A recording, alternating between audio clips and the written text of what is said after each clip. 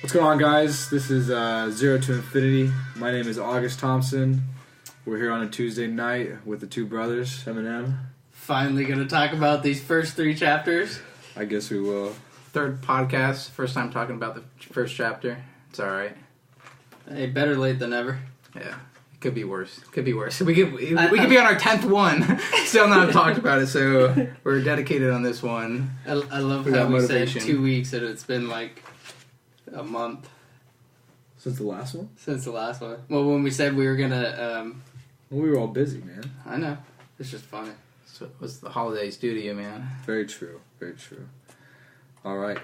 So Mike's been taking a bunch of notes in this, which is pretty interesting. Mike's... Nerd! Yeah, right? Who takes notes on books? That's ridiculous. I don't know. It seems like the right way to go, though, because if you take notes, then you don't have to go back and read the entire book again. You can just read your highlights that affected you and you thought were the most critical points in those chapters, and that's all you really need. Very, very and smart. once you read those critical points, and some of that stuff will start coming back to you and flooding back to you. I will be adopting that habit Yeah. for the remainder of the book. Well, if you were taught that habit in school, but I mean, there's a reason they tell you that stuff, you know? You gotta pay attention every now and then. School's for fools. yeah, It can be. definitely can be. Alright. Alright, so we're going to start with the introduction. Yeah, the introduction, also called Weigh-In. So this book has a boxing theme to it, and so it's like, instead of chapters, it's round 1, round 2, and round 3. And he really relates it, and that's the common thread in this book. And one of the main takeaways from the introduction that I found was the incredible brand awareness and bottom line profits achievable through social media marketing require hustle, heart, sincerity, constant engagement, long-term commitment, and most of all, artful and strategic storytelling. Do you want to tell us what page you're on? On that one, I did not write that one down. Oh, man. Yeah, it's useless. Good thing they teach us that at school, right? Yeah, that was like the one I didn't write down. That's the very last. It's basically the very last sentence, second to last sentence in the introduction, and the main takeaway there was the artful and strategic storytelling, because that's what he hammers constantly throughout the book is artful storytelling, and it's pretty obvious when your company is storytelling and not storytelling, and they're doing it in a captivating way. Because these consumers now really need to feel like they're engaging in something that's like meaningful and that means something. So there has to be some consistency, and you have to tell this story in a way that will make it captivating for people to come back to your brand and come back to your ads, and they want to be entertained as well. So artful, I'm curious why you decided that artful was one of the top that were on there. Well, artful and strategic storytelling, that's the last one. Yeah. But why artful, do you think? Because it has to be creative, it has to be captivating. A lot of social media is like visual. Mm-hmm. And so if it's artful, if it's pleasing to the eye, then it's going to be more appealing. Right? Yeah. I would agree.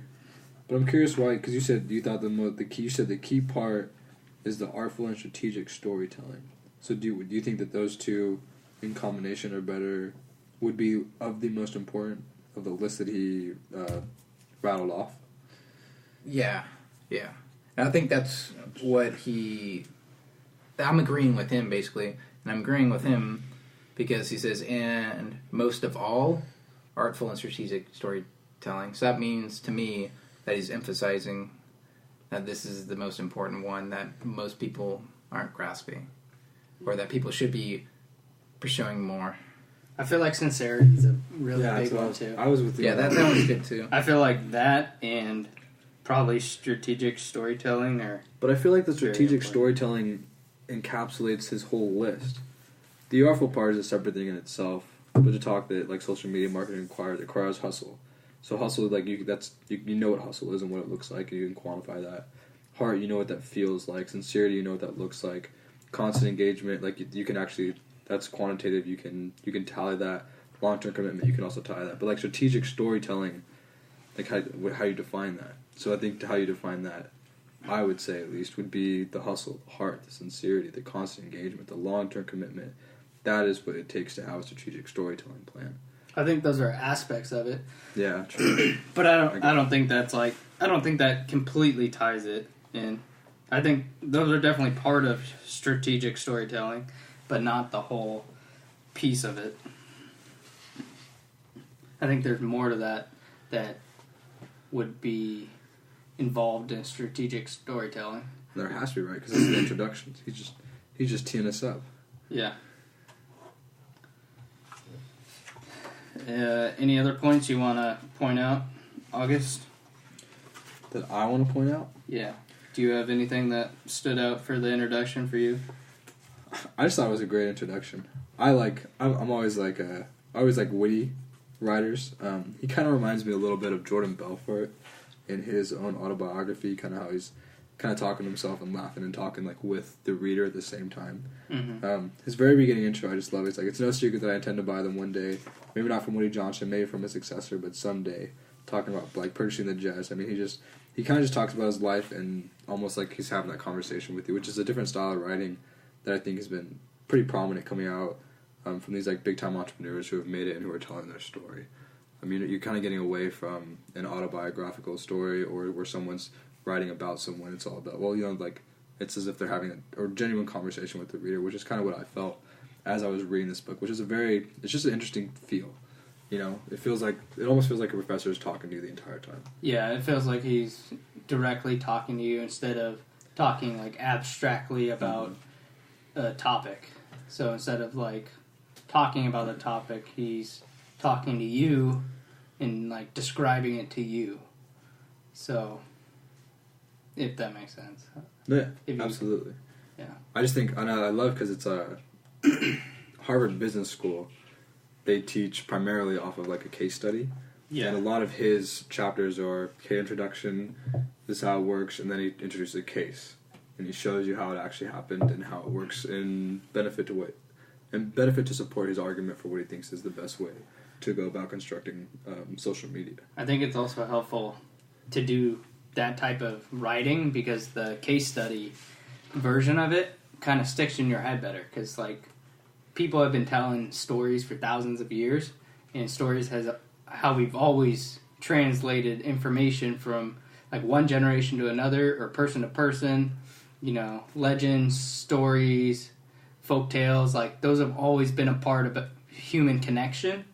And doing a case study like this, it like highlights that part in your brain almost where you're gonna have storytelling aspects because you're gonna remember the story probably better than you would like the actual like law of it. If you're trying to describe someone like the written law that we have in the United States, it's harder for them to like memorize the law than it is if you present them with a case and you have a whole story background of why this law exists and how it was interpreted. At least that I definitely had that experience when I was taking my business law class when he was presenting our information that we're supposed to be learning for the semester through cases that actually happened in real life. I remember the story a lot better, and then it's easier to remember the actual outcome based on the law. Did you read, what's the best one I heard when I took that course, I think it's the same course, was the woman that shot off the fireworks. Did you hear about that law case? Tell me you have. Enlighten me. Tell me more. It's like there's a man, he's running, the train, this is like 1950s. And the man's carrying a suitcase, and he works for like some firework company. So he has a box of like fireworks in a suitcase, and he's running for the train, trying to make it. And he's about to jump on, and as he jumps on, his suitcase pops open, and somehow like some of the fireworks like light up, and they start spraying everywhere. And there's this big old bell clock tower, like that was like up in like the rafters of this place.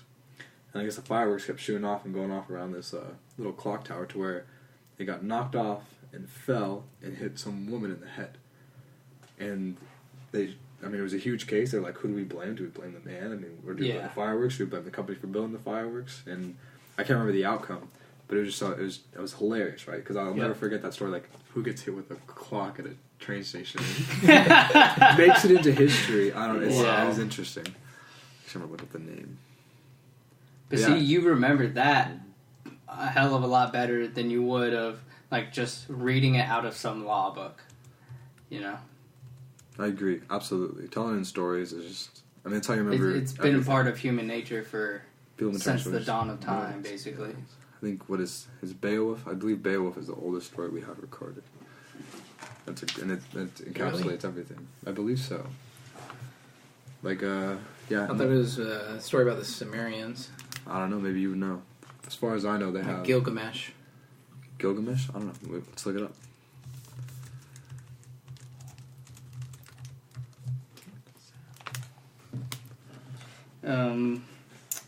What else?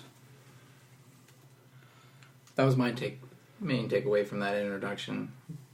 Because he basically, in that line, just highlights what the entire book is going to be about. Yeah.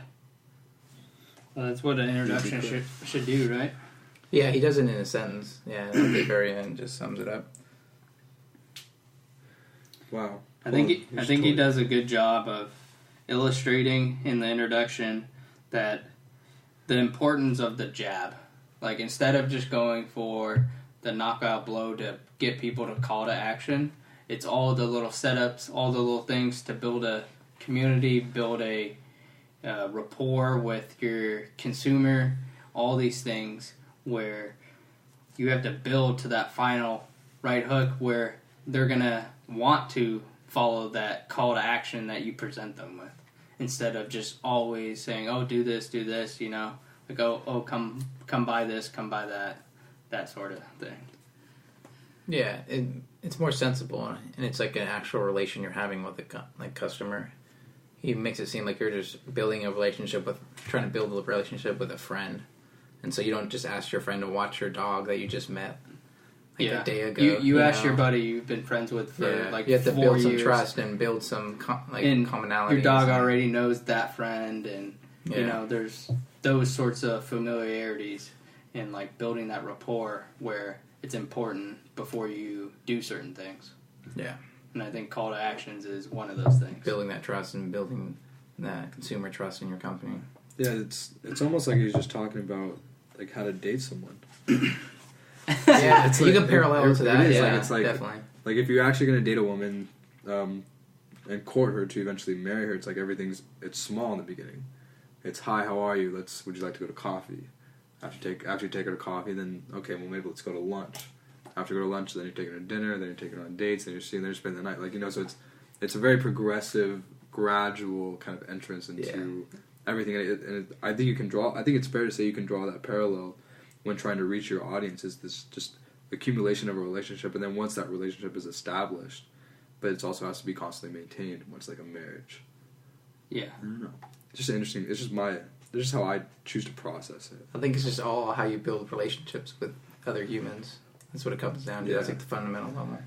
You know, going back again to like the to the beginning, I love his setup. It's like he makes you think about how often people truly are on their phone. Like when people are sleeping, it's next to their bed. It's always in their pocket. It's always around them. And I was very curious about the diagram on page 3. So this is talking about like how the email rates goes down, the banner ad click-through rates are all going down, and then the Google AdWords are going down as well.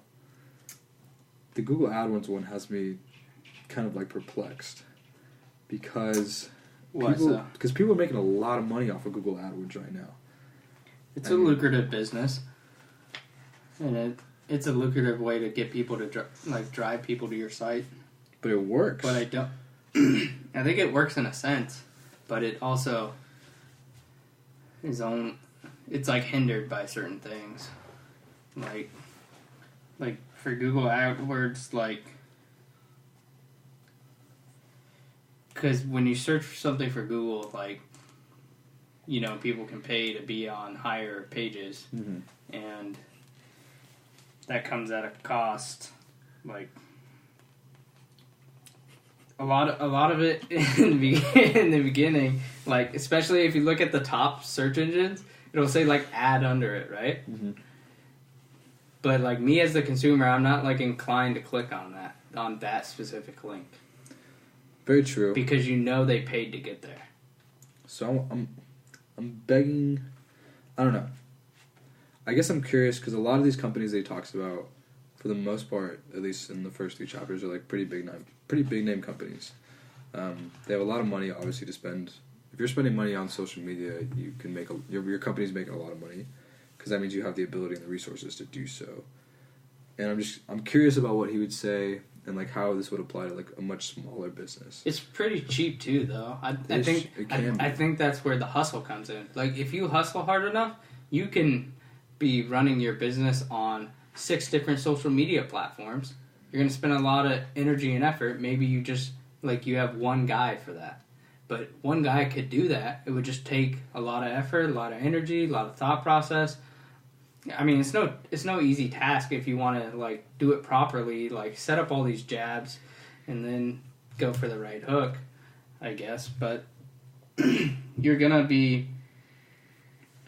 It's also really cheap because it doesn't cost to be on these sites. There's certain processes on the sites that can cost you money, and that you can dump money in to help put you at the top or put you trending, all these sorts of things. But to start out, and if you have good original content, people are just going to naturally gravitate towards that. Because one person likes it, he shares it with somebody else, you make a meme that's really funny, that gets shared with 100 of his friends, and then maybe they go to your page to look and see if you have anything else funny. And if you do, you have these things that attract people, this good original content that he's talking about.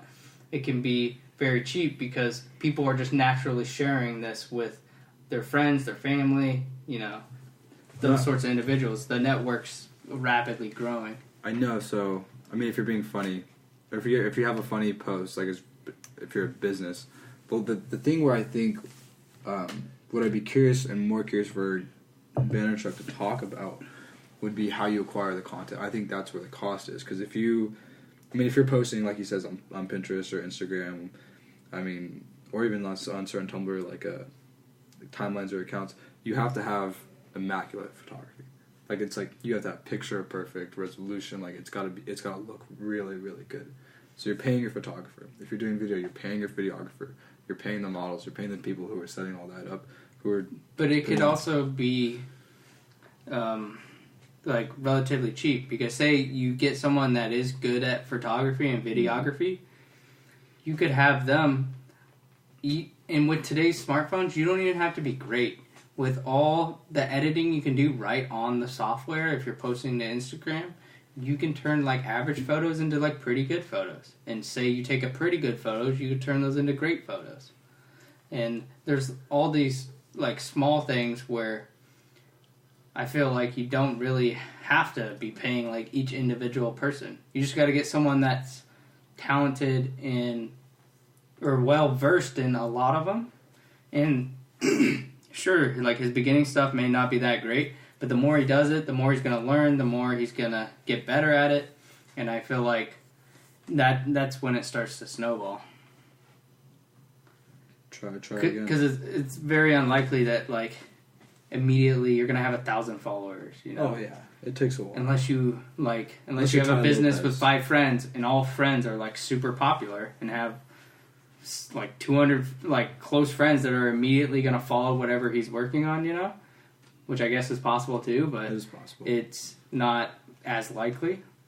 So you can kind of start out slower and then build on from there. You made me think of Ty Lopez.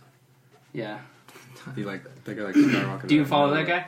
I don't, but I feel like he came out of nowhere. Yeah, that's what it seems like. And I was researching a lot into I think him. he did it. Yeah. Sorry, go ahead. I was just researching a lot into him because I don't know. It just something feels off about the guy. I couldn't tell you what. Maybe I think maybe his story's true, maybe it's not. There's a lot of skepticism around it, but I don't see why it would be false. I feel like there's a fair amount of people out there with that same sort of, where it doesn't quite pass the smell test. It just bewilders me. If you're running a business that often, that frequently, how are you reading a book a day? Unless you have like a photographic memory or something like that, and or you just have you heard him talk about that though? About reading a book a day? Yeah. What does he say specifically? He doesn't. He has very specific tools that he uses to read a book a day, It's not like he's sitting down and reading every word. That's what it sounds like when you say read a book a day, right? Mm. But because I followed him on YouTube for a while and like watched a lot of his videos, and that was one of his videos of like how he reads a book a day, and he had it down to a science of how he did it. So it made it totally plausible, and where it seems like almost anyone could do it as long as you're committed enough. But do you benefit the same? Does he think you benefit the same? he thinks you don't benefit fully because you're not reading everything, Mm-hmm. but it's like reading the Cliff Notes. So it's almost like reading Michael's notes that he's doing of a book, and almost getting the same thing out of it. Not quite, but if you read 10,000 books, then you have a way bigger variety of like sample pool that you can pull from, versus if you just meticulously read every word of 10 books. Interesting. So I can see how it works, and I think it's so criminal. It's unique. It's unique. Criminal. I think it's so criminal. Man. I think it's a unique method. I think it's innovative. I think it's very innovative. I think it's genius in a sense. It makes sense if you just want to do it for the quickness of it and just trying to grasp as much knowledge as possible. It's more efficient. Yeah. But if you're really like into a subject and you're really passionate about something, that's when you'd read every word and try to like really understand the entire book. He's a pretty big picture dude, though. You know, he tries to tie a lot of things together and like think of the big picture. Like think of the whole economy instead of thinking what's happening in your life as far as financials. Yeah, he's definitely he's definitely interesting. I was looking at how much YouTube ad space he purchased. It's probably a lot, right? Oh my gosh, the guy purchased so much. Because out of nowhere, he went from not being on YouTube to every commercial on YouTube. Every commercial, literally. Every so commercial. Sick of that guy. Does he ever talk about? You want to know how I got my Lambo? Yeah. Everyone's seen that. And for all we know, he rented that for a day. He did all his shots for a day. And he's like, changed outfits. Hey, even if he did, shots. that makes him even smarter That's in what my you're eyes. supposed to do. I'm like, you're genius because Yeah. you're portraying yourself as somebody else, but to people, that's all they've seen is that video. And so their perception of you is their reality. So their reality is you are the super millionaire baller. And then all of a sudden, you have 100,000 people following you out of nowhere. If anything, it's genius, I feel like. But where did that money come from to buy that much YouTube space? Does he ever talk about that? I don't know. And See, we don't know how curious. much YouTube I don't know. cost when he started doing it. I honestly don't follow him that much. I only followed him for a couple months. It was a while ago, at least like 2 years. Because when I started listening to Joe Rogan, that's when like 2 years ago. Started noticing him. From the videos, I didn't see Ty as a more like I didn't see him as like as a genuine of a person and genuine about what he's talking about compared to someone like Gary Vaynerchuk. Yeah, he seemed more marketing-esque and like he's just like a salesman. Yeah, like a salesman. And he would just wanted something from you rather than to like genuinely help you out. I think that's what draws people towards Gary is that he's like so off the cuff, so just he just speaks what he thinks, and it doesn't seem to be like there's any like bullshit involved. Seems like he's very just brain to mouth. Yeah, this is who I am. This is what I say. Like he's not. Why filter this? He's not worried about what people think of him, which is great. Yeah. So all right, let's go back to the books for a sec. Yeah. So at the bottom, not the bottom page, but he has the last sentence saying, ultimately, that's the real reason to do any of this, because social media sells shit. I think it's so interesting how media started out as this idea to connect people and start connecting people. Facebook was, hey, like, so you can talk to your grandmother and your girlfriend who lives halfway across the country. And then Twitter blossomed, and you could start communicating on Twitter, and you could start sharing photos on Instagram. That way people could keep up with your life. And a lot of people say that's the reason why they stay on social media. They're around social media because, I get to talk to so-and-so. It keeps me involved. People I haven't seen in a couple years. Like, it's good to see that from them. And when I read this sentence, it makes me think of The Wizard of Oz. And I think of the man behind the curtain. Because it seems like all of a sudden someone saw this game and They drew the curtain and started pulling the triggers from behind, and now we have all this advertising that goes on all over all our media platforms, and they sell twice as much as almost anything else. So, like, this kind of blew me for a loop. I always think it's kind of interesting how humanity takes something that was meant to be so good. I don't know if I could say it necessarily as a bad thing, but it's interesting how it's turned into a business. It's turned into a money-making part of the economy rather than what it was meant to be, kind of like an outlet and a source to communicate. Yeah, that's one of the issues when you do create something in your private realm and then you release it into the public. There's a certain control that you have over it, and then there's another part where you have no control over it. It can morph into something that you did not intend originally, and it will take whatever shape, and it's out of your control, yet you may get blamed for it, and you may be looked at as the bad guy. But in the end, there's only so much you can do once it's out in the public realm, because all that randomness will toss it around, and it'll spit it out as something. And there's that huge randomness is up to chance. It's not up to the creator. And yeah. people will always want to do what they want to do with it, you know. Yeah. I think that's huge in, like, relating to what you said.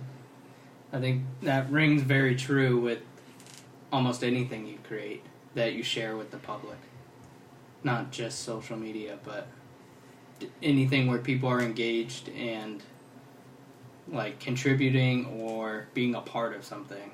It will always tend to morph into something at least, like, slightly different than the original intent, because people want to put their ideas on it of what it is or what it can be. Yeah, I think it goes along with that idea. I'm pretty sure it's called micro-inventions and macro-inventions, where the macro-invention is basically like a car factory, and it produces out micro-inventions. It's like the iPhone was a macro-invention, and it produced all this, that like mobile streaming, mobile advertising, stuff like that. So that created more jobs based off the iPhone. But that iPhone was a macro invention that invented all this other little stuff. Mobile banking, apps, well, all those jobs, like apps, software developers. Yeah. So it's either you can study the cars that come out of the factory, or you can study the factory. Wow, I like that a lot. The factory being Apple. Or the cars. Or just being any micro invention. Okay. Or macro invention, sorry. Yeah, macro. That produces all. And there could be macros of the macros, which would make that smaller macro a micro of the bigger macro. There's always a bigger fish.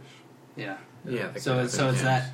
So yeah, the Apple could be the macro, and their phone could be the micro. Mm-hmm. But if you're looking at a smaller scale, then the phone can be the macro, and the apps, the software, all that can be the micro. Agreed. So I want to go back to how we were talking about how you're saying if you give it to the public can kind of deface it from what it was originally planned to be. Mm-hmm. And I know last time I mentioned Thomas More, his kind of like his saying based upon integrity and being a man of your word. Did you guys read about what Zuckerberg is doing new to what's happening to Facebook this year?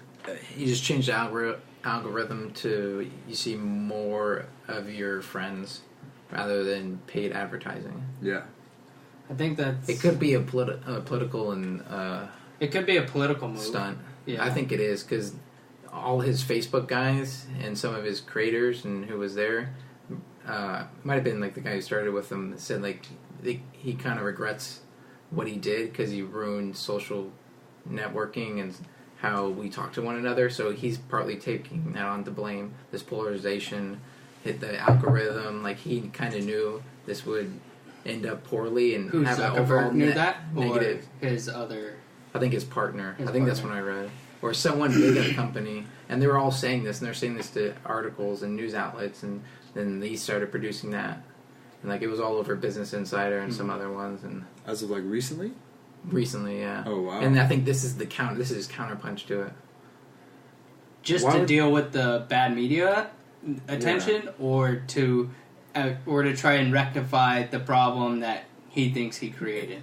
He was saying they're coercing the people's interactions too much and controlling it too much on the Facebook end and with their algorithm and how they set it up.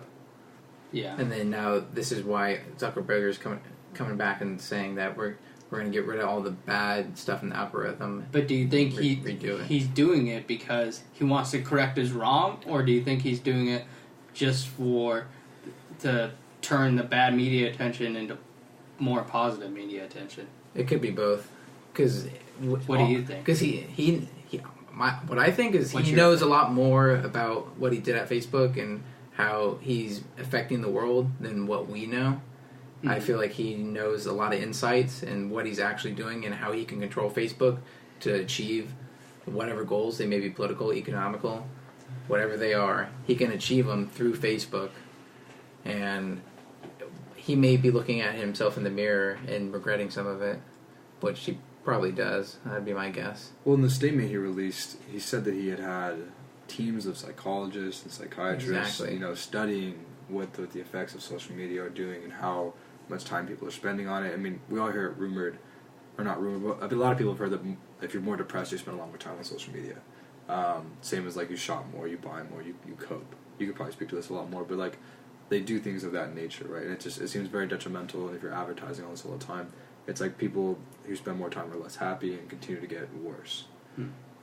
And so it's interesting, like they said he got a team of psychologists, psychiatrists, and did a study on it, right? And they figured it out that it's not good and he wanted to move away from it. Yeah, I'm sure he has literally like an army of psychologists. Oh, because he knows a lot more on how it's affecting, and that what he learns from those psychologists, my guess would be really sets the fundamental structures for his business decisions. Because if he can capture the human psyche, then he can win basically any game within the social media realm. All right, question then to both of you. Do you feel like you're really attached to Facebook then? Do you even have a Facebook? No. No Facebook for August. Michael, do you have? Yeah, I have Facebook, and I noticed his... How attached do you feel to Facebook? Not that attached. It's just, for me, it's something, if I'm bored for 2 minutes, I'll go on there and scroll, and then jump off. Some people don't jump off. Is that your primary social media? No. I would say Snapchat is. I use that the most. Or Instagram, really. But, I mean, I would say Snapchat, actually. So do you think Facebook's like number 3 then? For me. For most people, I don't think Snapchat's number 1. But Facebook also owns Instagram, and they're using the information, I think, off of what you get on Instagram to filter towards your Facebook. But I think they have total different... Yeah, I think they're a little different. But they are pretty similar, though, because Facebook added the stories on top, and like Instagram had the stories on top. Well, they all did that. They all stole that from Snapchat, right? Like, you adapt to what's relevant, what people are using, because you already know they like it, right? And you want to get them to use your stuff more, and if you can incorporate what another social media has, then your social media becomes more diverse and more options for users to continue to use yours versus another one. Yeah. And then it's also the politicalness, too, of the Facebook, because people say Facebook is, I think, generally left-leaning, and they'll put left news out there more rather than right news, and they'll promote that more within their algorithm. And so he has to deal with that as well. All those political actors and lobbyists coming after him and like trying to get something from him and giving him maybe offers too tempting. So I don't know how strong his moral capacity is. Is he willing to say no to like millions of dollars for like his integrity? I don't know. I don't know too much about him on that front, at least. Even though Facebook owns Instagram, I still feel Instagram is significantly different than Facebook in just the way that it like operates and communicates with the user. Because Facebook has like way more paid advertisements, it seems to pop up for, at least for my Facebook, way more stuff that I don't even care about. I don't even know how it's getting on my feed, and so I immediately get bored of Facebook and then just like exit the app, and then I go back to Instagram because I know it's the exact people that I'm following, minus the few ads every, I don't know, 15, 20 scrolls. But they definitely made some trade-offs because Instagram now has ads as you're scrolling down. Yeah. And then Facebook has less ads and more stuff from your friends.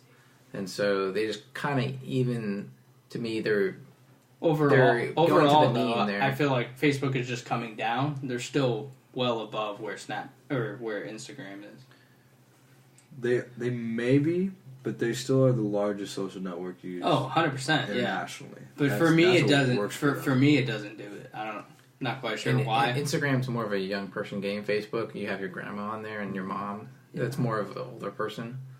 Because Older demographics. when I go on there, I feel like I have so many things on there that, like Facebook is saying, like aren't from my friends.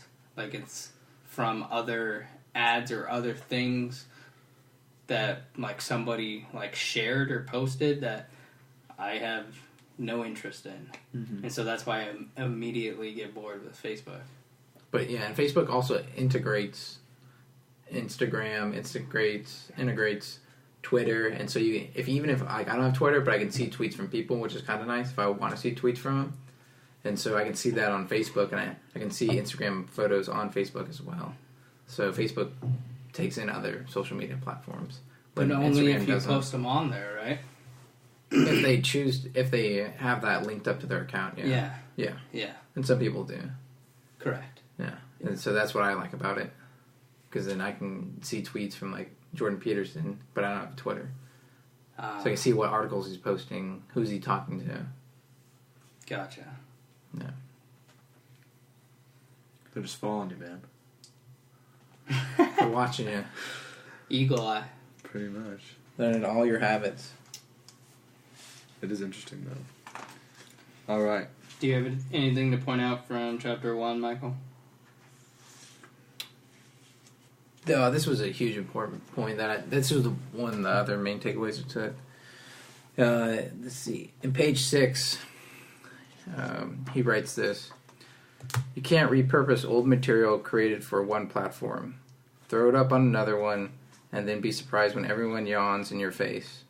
No one would ever think it was a good idea to use a print ad for a television commercial or confuse a banner ad for a radio spot.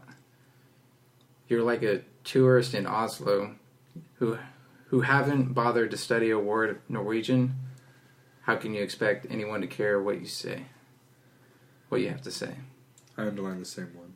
Mm-hmm. And so that comparison of your tourist in Oslo and you don't even know how to speak a word of Norwegian and you try to go out there and try to convince these people, that's a spot on just analogy there.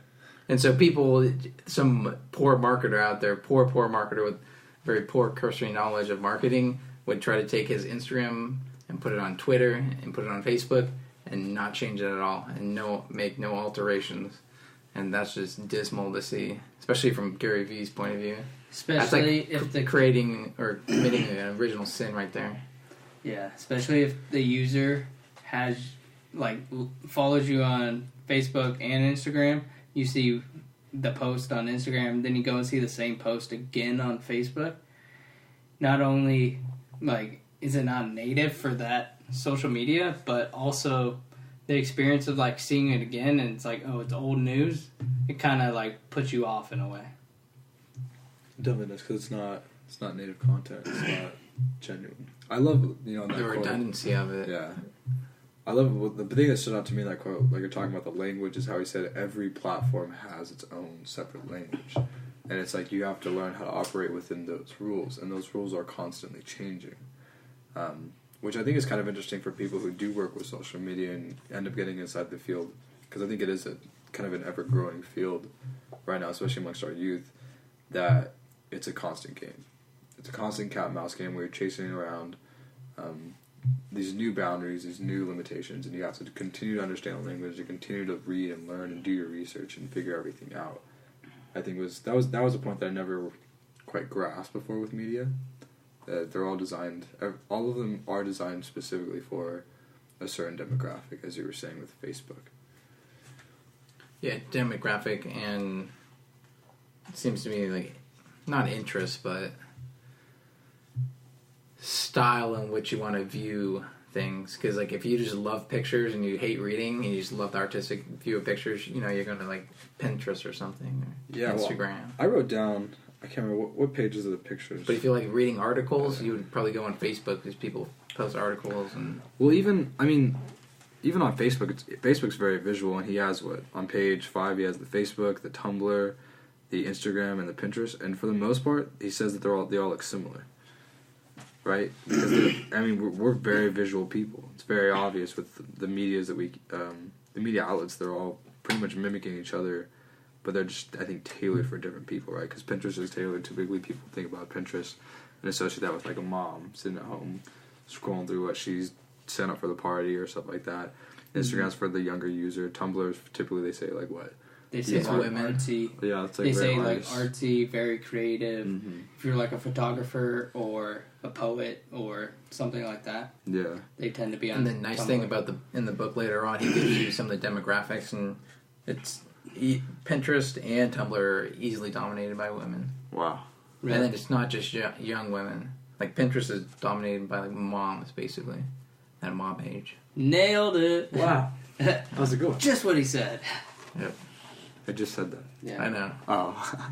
I know, but what I'm saying is like he actually tells you and gives you the actual facts. Yeah. What I'm saying is you have it right because you haven't read it, but just your observation out in the world.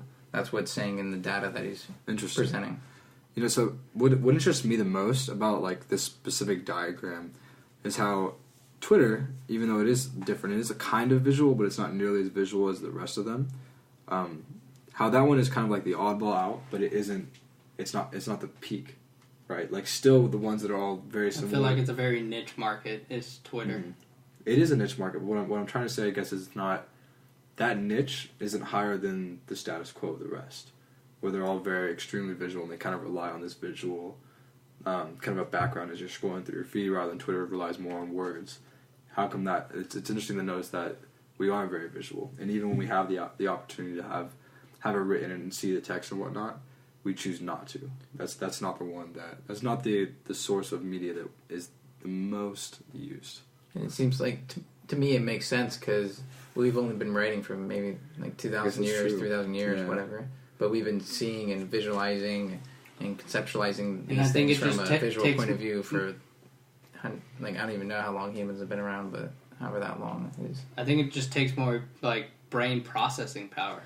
It takes more energy to read sentences than it is to like look at a picture. Yeah. And that's why like reading a book for someone can often like help them fall asleep because you're having to like really focus on the text if you're going to be reading word for word what is happening versus just watching pictures flash by you on a screen. It's a lot more, you're putting a lot more brain power into it. That's a good point. And a lot of people like love these social media platforms to get away, you know? They're busy at work, like, oh, I need a break. Like, oh, let me just flip through my Instagram real quick. Yeah, going brain dead pretty much, right? Yeah. Yeah, interesting. That's a good point. I was thinking about, we're on the same path there. I was about to agree with you. Mm-hmm. The point that I found interesting in chapter 1 was he says a smart entrepreneur or open-minded brand manager will always give a new platform a shot. And so no matter what, he's not writing off platforms. Like, say Snapchat is brought up today and there's 10 people on it. He's willing to give it a shot and to not neglect it and to pursue it as well as the other ones, because to him, no one can predict which one will be the most powerful, the most influential in the future, 5, 10, 15 years from now. Yeah, and that goes back to our earlier conversation about when it goes out in the public, we don't know what's going to happen and what they're going to deal with it. And so they can really disregard and neglect your platform within the first 2 years. But in that third year, someone does something spectacular on it and they change how people view it and use it. And then it can become the next hit platform. So even if your platform is in the tank for the first 2 years, it can still rise up in that third year, and you never know. Mm-hmm. I love that comment. It reminds me of I love watching TED Talks, and I was watching this guy. He just completely disliked his job, and then he decided to create almost like it's kind of like a dreamers organization, and it was just in the tank for 4 years, and then finally in the 5th year, it just came to fruition. I love seeing that kind of fight in people. You know, They're not willing to give up on it. Yeah. They just know it's right. Does he help right? other people achieve their dreams? Mm. I'll have to look it up and tell you. I think I've seen the same one. That's why. Yeah. Rome wasn't built in a day. Yeah, San Francisco. Yeah, Yeah, right, same it's one. the same one. But it's great to see, right? But something that is so common amongst people like that, and even for Gary, it seems, they just went with what felt correct, what felt the best. They just knew they were in this moment, this aura, and no matter what anyone told them, it was like, this is what feels best. This is the best way for me to go. This is where I belong. Following his intuition. Mm-hmm. I love it. All right, you guys want to move on to chapter 2? Sure. We can just jump around wherever. If someone's got something in chapter 3 that's good too. Okay. Yeah. I think the biggest, well, we kind of already touched on this, was the nativeness of being on certain platforms. I think that has to ring true to marketers of today's age, because being native on a platform is so huge. And I think that is one of the biggest mistakes somebody can make if they're marketing for their company. And even if he's not making the mistake of using the same one on everything, but even if he's just putting the wrong one on the wrong social media platform. So can you define native so that everyone knows exactly what Gary defines being native and producing native content is? Producing native content, so it doesn't come across as cheesy or appears like it's out of place. It has to be tailored for the individual social media platform. I think it goes back to what you were saying, how with Facebook, you get really bored because you're getting all these ads thrown at you, and it's like, that's not native content to you, because that's someone trying to sell you something, and you see it for what it is. Therefore, you're bored. You get off of it, right? But then if it was native content, kind of like we were saying when you go to Instagram, because I control that feed, I control who I'm following, and I like to see that.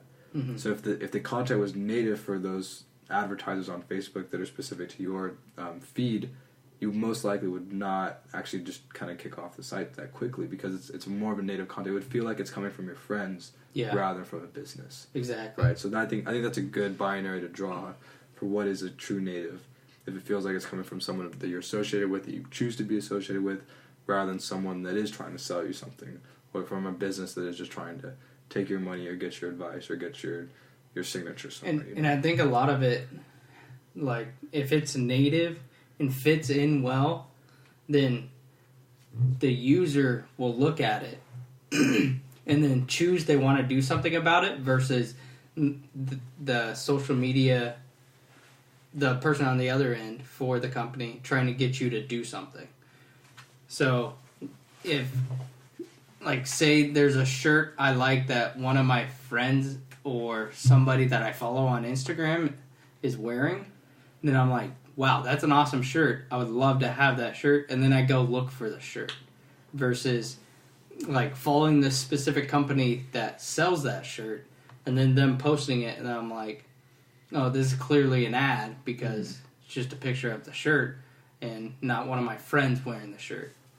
And I think that's where social media influencers, as they call them, come about. That's how they're so popular. That's why companies are willing to pay them thousands of dollars to support their brand in a native way on their own social media. Because if you have 5 million people that follow you, and Red Bull's we want to sponsor you, pay you some money, and you, whatever way you want, advertise us, Red Bull, in some way on your Instagram account. And whether, it's just a scenic photo, or you blend it in somehow where you have a Red Bull sticker on your helmet if you're a skateboarder, or just something where it's not completely obvious that it's an advertisement, because I think the consumers are getting smarter, and those banner ads don't work anymore because they're clearly ads. I think it has to blend in and be native and hide a bit more. And I love that because it's I've been kind of looking into like the social, like how is someone a social media personality? Like if you look certain people up, that's their whole job. That's their whole job. They're a social media personality. I think Gary's actually one of those. He's considered to be a social media personality, but he also does quite a few other things as well. I think he's kind of turned into one, but it wasn't like he was just a girl with a nice physique and post booty pics, you know.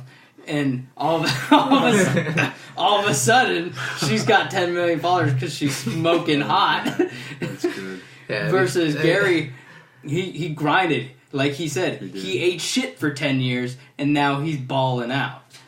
You know, he's worked extremely hard before he even, like, became a social media guy. Mm-hmm. Well, I guess social media helped him get to where he was through Wine Library and things of that nature, because that's how he grew his father's business. So I guess social media did help him in that sense, but he was doing it to grow the business, not just for, like, you know, one of those...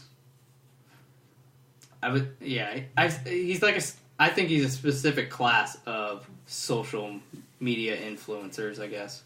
I would agree, because he's not the kind you were talking about where like someone would wear something to promote something else. He's promoting himself. Yeah. He's just documenting his life and sharing people with it and saying, hey, like, it is possible, you can do this. This is just how I choose to do it. Mm-hmm. I think it's one way to look at it. But I just think it is true. And it goes back to like social media sells shit. And if you become that famous, I mean, a lot of people are blinded by money. I mean, but if they're throwing a lot of money at you to wear something, who's really going to say no? Yeah. You know? So at that point, I don't know. Well, I think some people would say no. I mean, I think it depends on the product. It depends how much power you have. Because if you're somewhat big like MKBHD or someone like that where you have tons of influence, you're going to get way more offers, so you get to be more picky in a sense. And you may only want to support the things. You may have a bit more morals when choosing something, because maybe I really believe in this product, but this company's paying me a bit more, but I don't believe in theirs. I'm going with product B instead, you know? Yeah, I think it's great. And also going along with that native theme is he writes in page 17, content is king, but context is God. You can put out good content, but if it ignores the context of the platform on which it appears, it can still fall flat.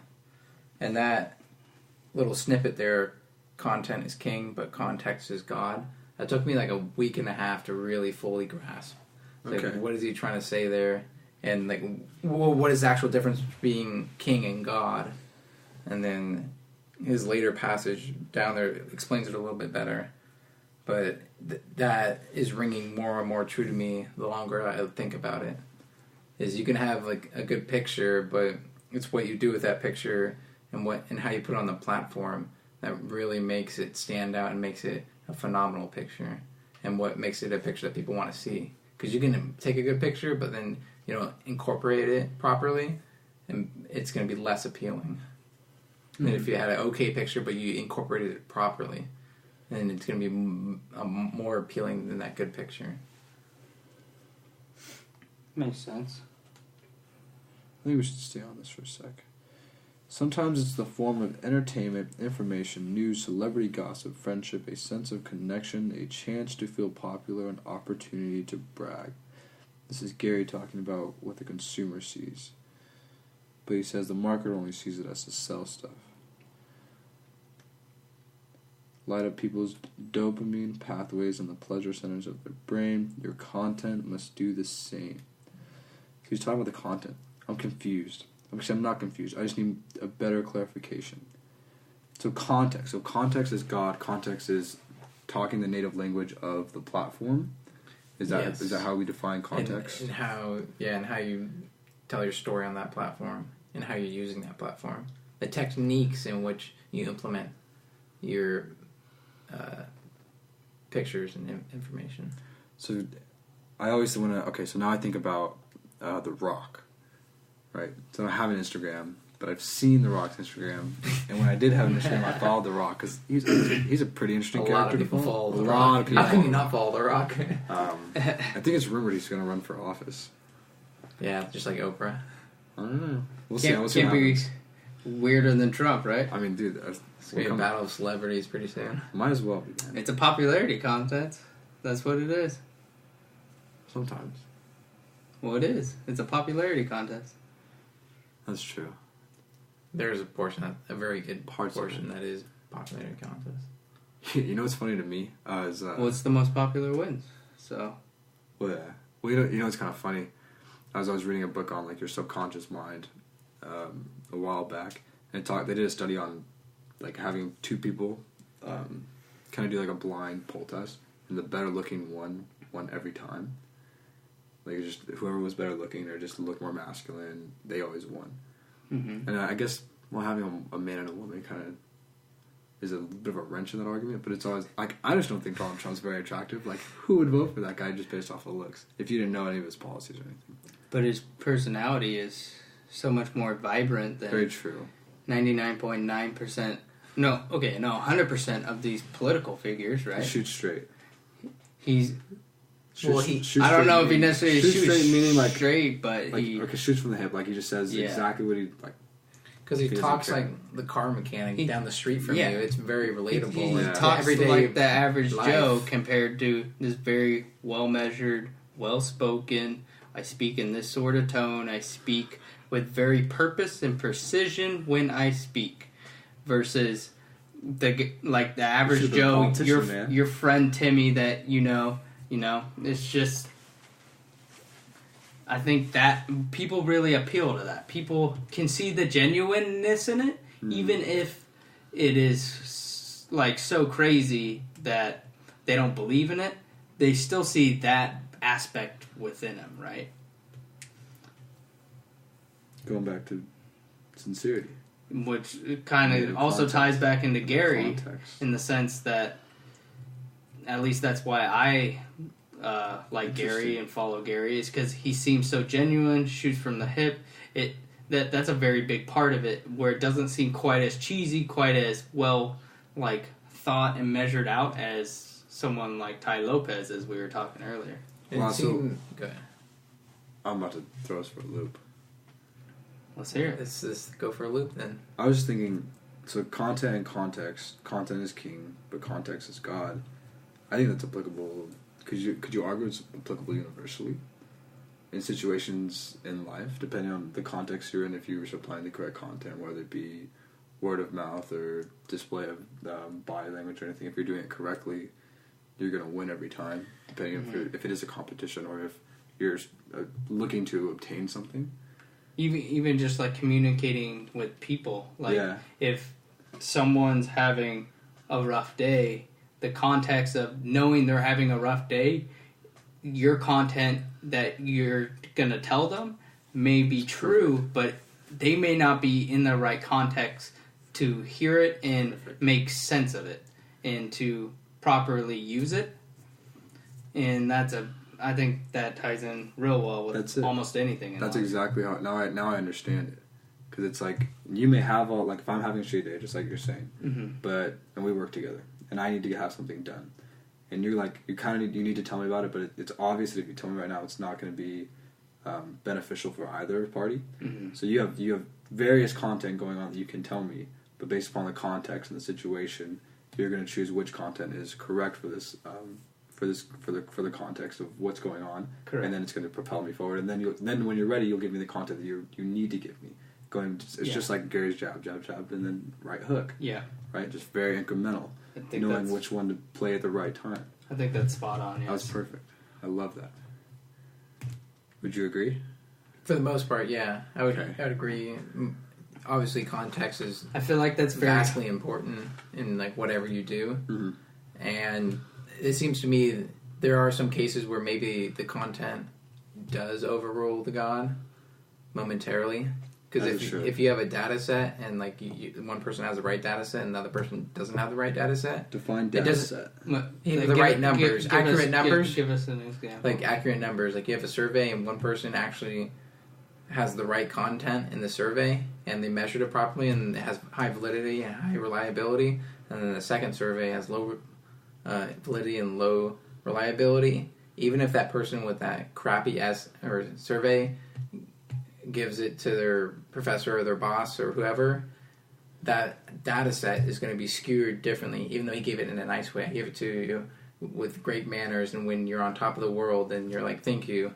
But that content in there is so foiled, no matter what, you're going to make a poor decision off of it.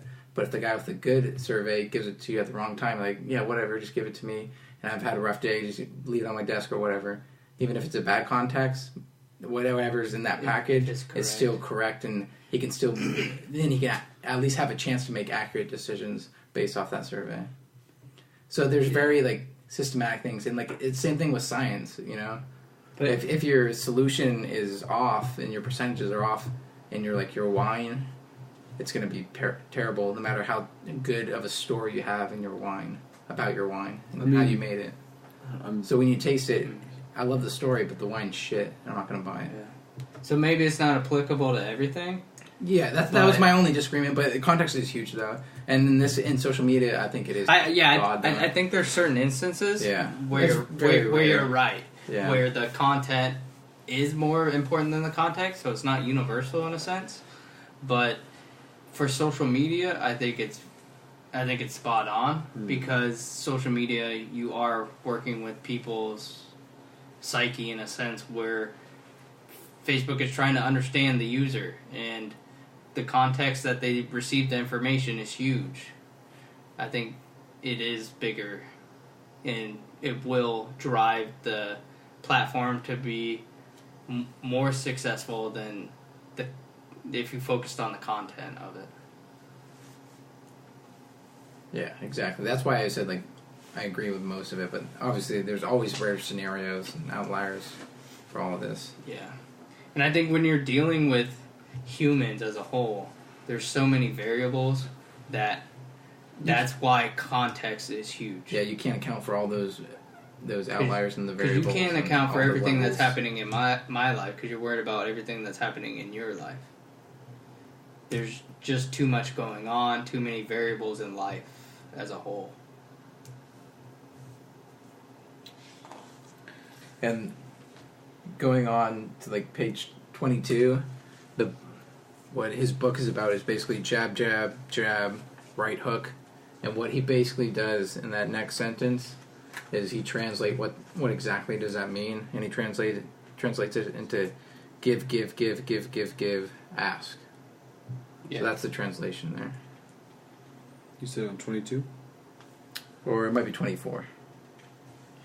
Yeah. I think 24. Yeah. Yeah. Gary seems to ring that message home a lot, where he's going to give you more than what he takes in return. So when we have a partnership, he's always going to give the 51%, and you're going to have the 51%, and he's going to take the 49%. That's so refreshing today because it seems like it's the opposite. We're always trying to take that 51 rather than letting them have the 51 graciously. Because I feel he cares that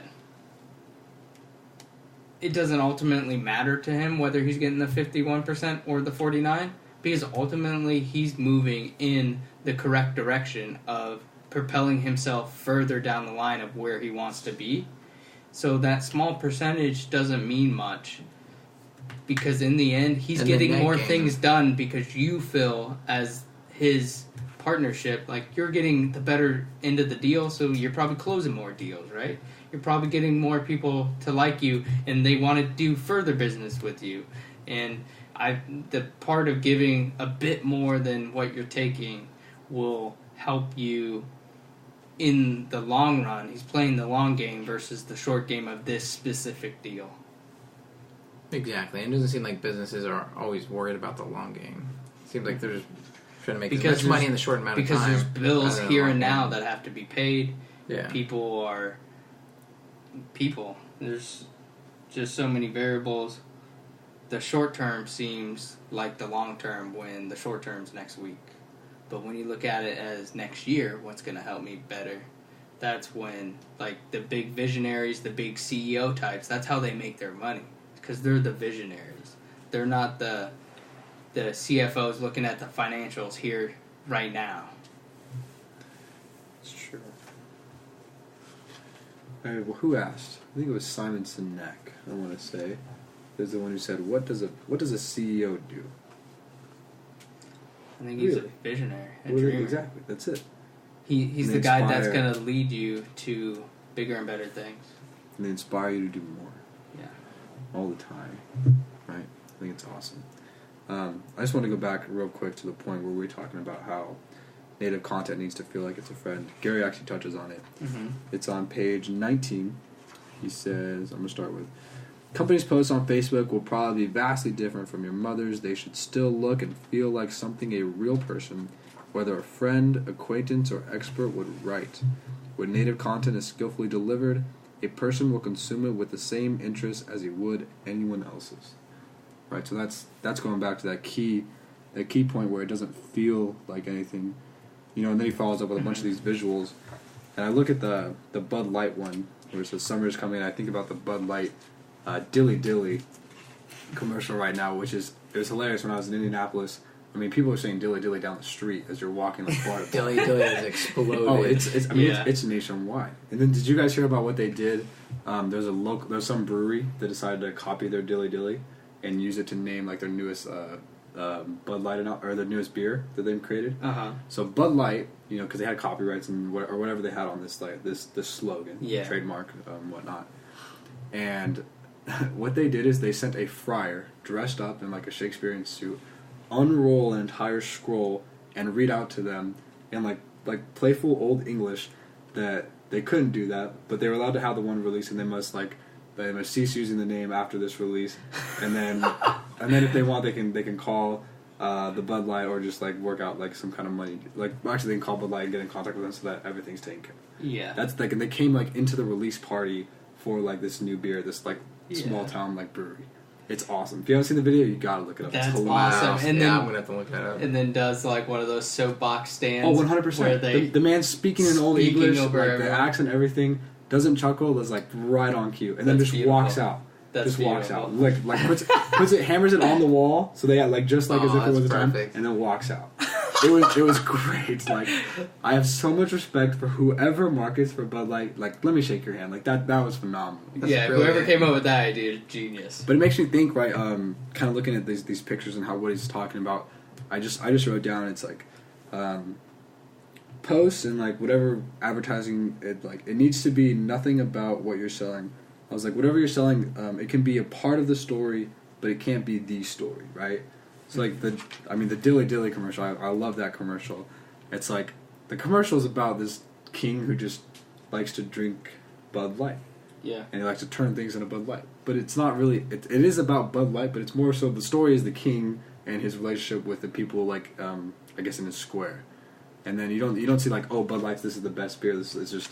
It's there. It's kind of it's very front and center, but it's also kind of like in the background because you're watching the scene kind of develop. Like I was talking about the artful and Red Bull storytelling right there. There it is. Yeah, there it is, and it's amazing how well it has worked. I admire it. I truly do. Yeah, that's huge. That goes along with his point on page 27. Jab at people all the time, every day. Talk about what they're talking about. When they start talking about something different, talk about that instead. Repeat, repeat, repeat. And so people are creating this content for you, basically. And so like how people copy that Dilly Dilly, he just sees an opportunity that other people created for him, and he's just seizing opportunities. He's making content out of what other people do. So they made a beer, Dilly Dilly, and he's just seizing on top of that. Like, oh, I got an idea. We can even make this even bigger, and thanks for giving us that. His opportunity. He's just letting other people create opportunities for him. He's just sitting back, watching, waiting to seize them. That's fantastic. Yeah. I guess that's when you know you've done it correctly, right? When other people are advertising. Yeah, effectively and efficiently. Then you're a machine. Oh my goodness, that's phenomenal. It really is.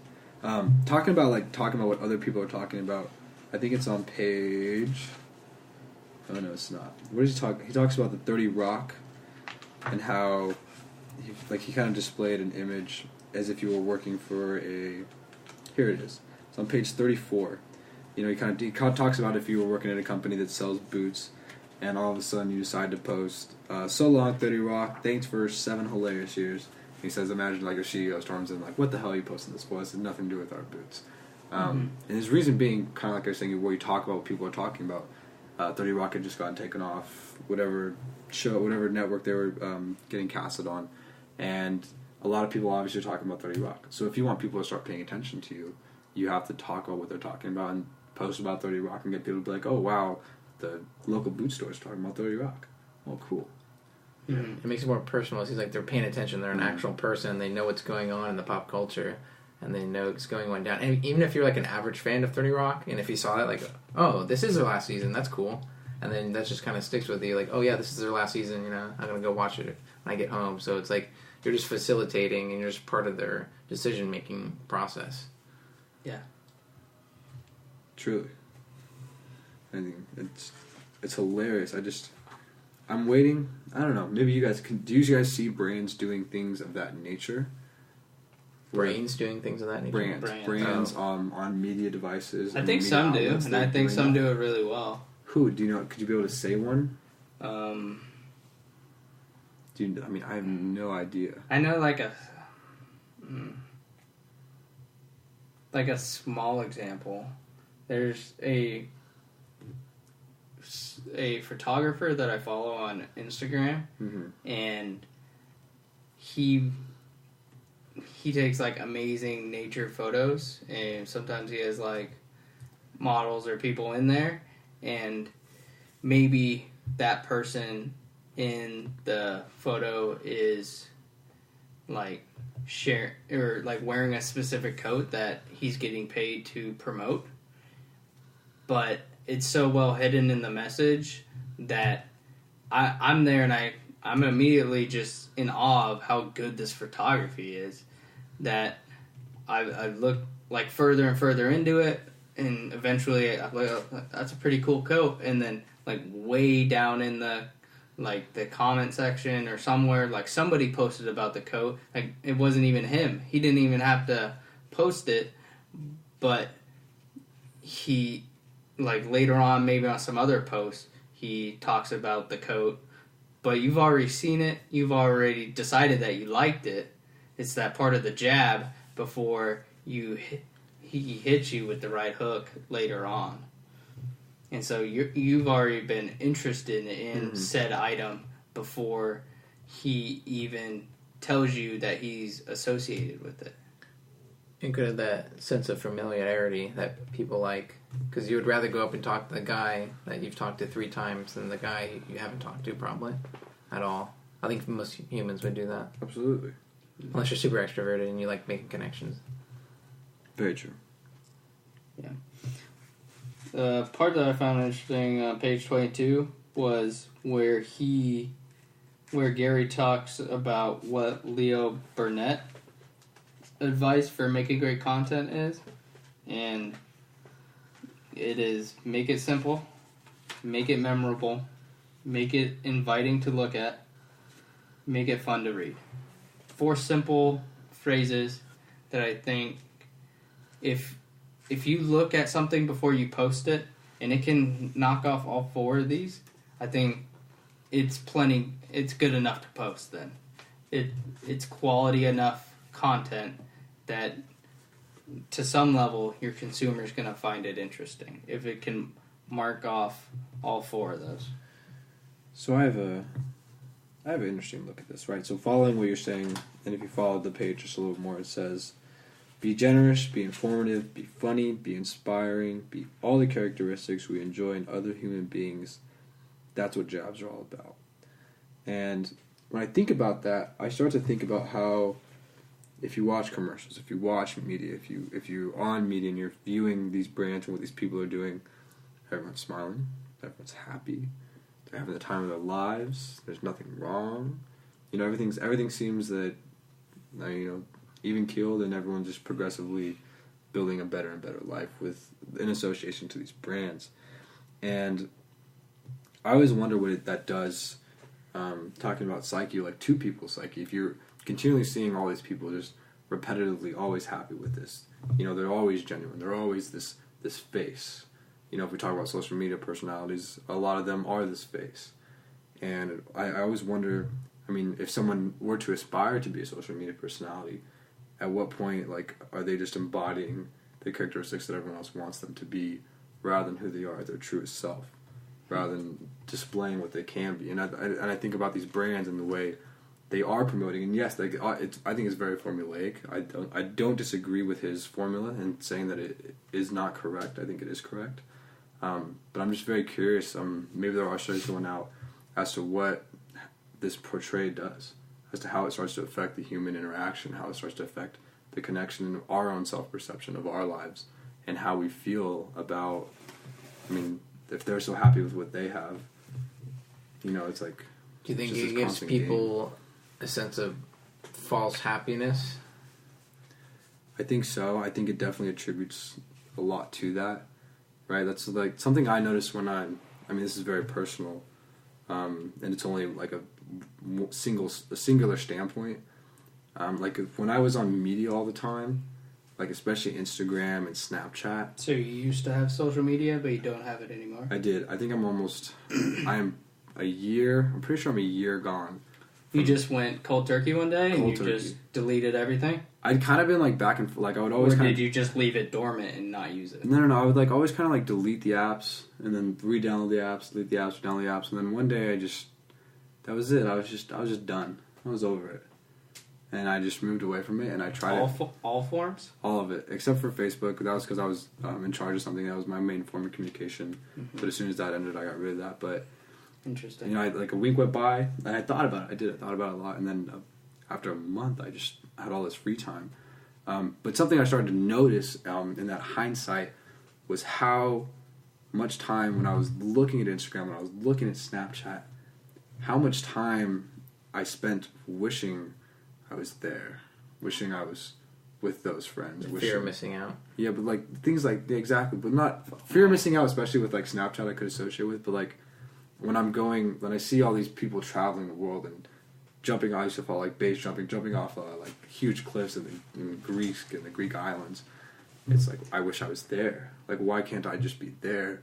But we always you have to understand that it's a journey, and you have to be happy with where you are. And if you're happy with where you are, then you can assess your situation with where you are. And if you do indeed want to get better, then you can channel more of that towards that. But if you're chasing something that everyone else is showing you, I think you're wrong. I think you need to chase whatever you should be showing yourself.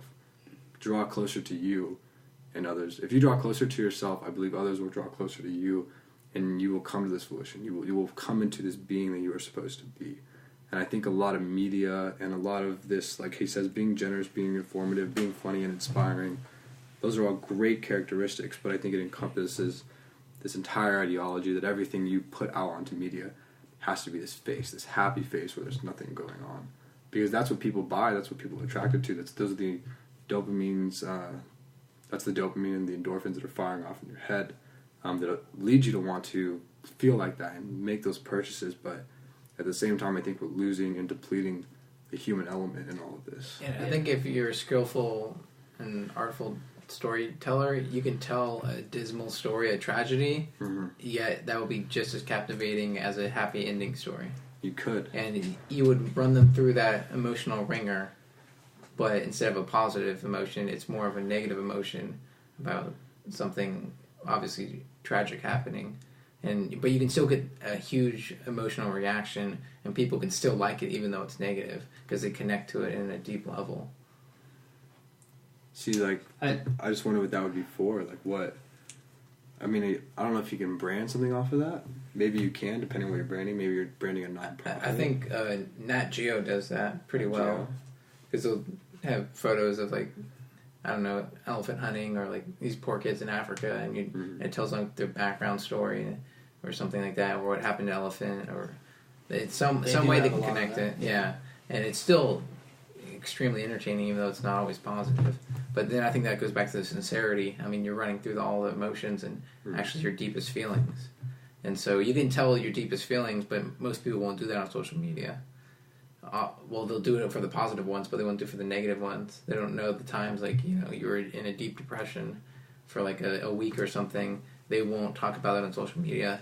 They'll just post a second where you're smiling and pretend like you're happy for that week. Mm-hmm. I think both of those can ring true, but I also think it can also be used in really positive aspects where, say, I'm super into photography and I follow a bunch of photographers on Instagram, and I go on Instagram and I see their work and I'm inspired by their work. It makes me want to further my pursuit in that journey of photography. It makes me want to go out to some of the places. Maybe it shows me places I would have never seen before. It can also open up your world and make you want to strive, make you set plans, get the wheels going for your future endeavors. So I don't think it's necessarily always that you're gonna like be wishing you were there and or feeling bad that you're not there. Yeah. You're not there already. Yeah, instead of enjoying the journey and planning for the future, and then you can clearly set your motions forward for, I want to get to Lithuania to photograph these certain areas because I've seen these photographers do it and it looks amazing, and I would have never known to go to Lithuania before that.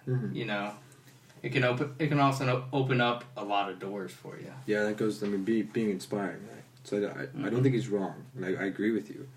Being inspiring, and I think a lot of it, you know, there's a common saying, everything is good in moderation.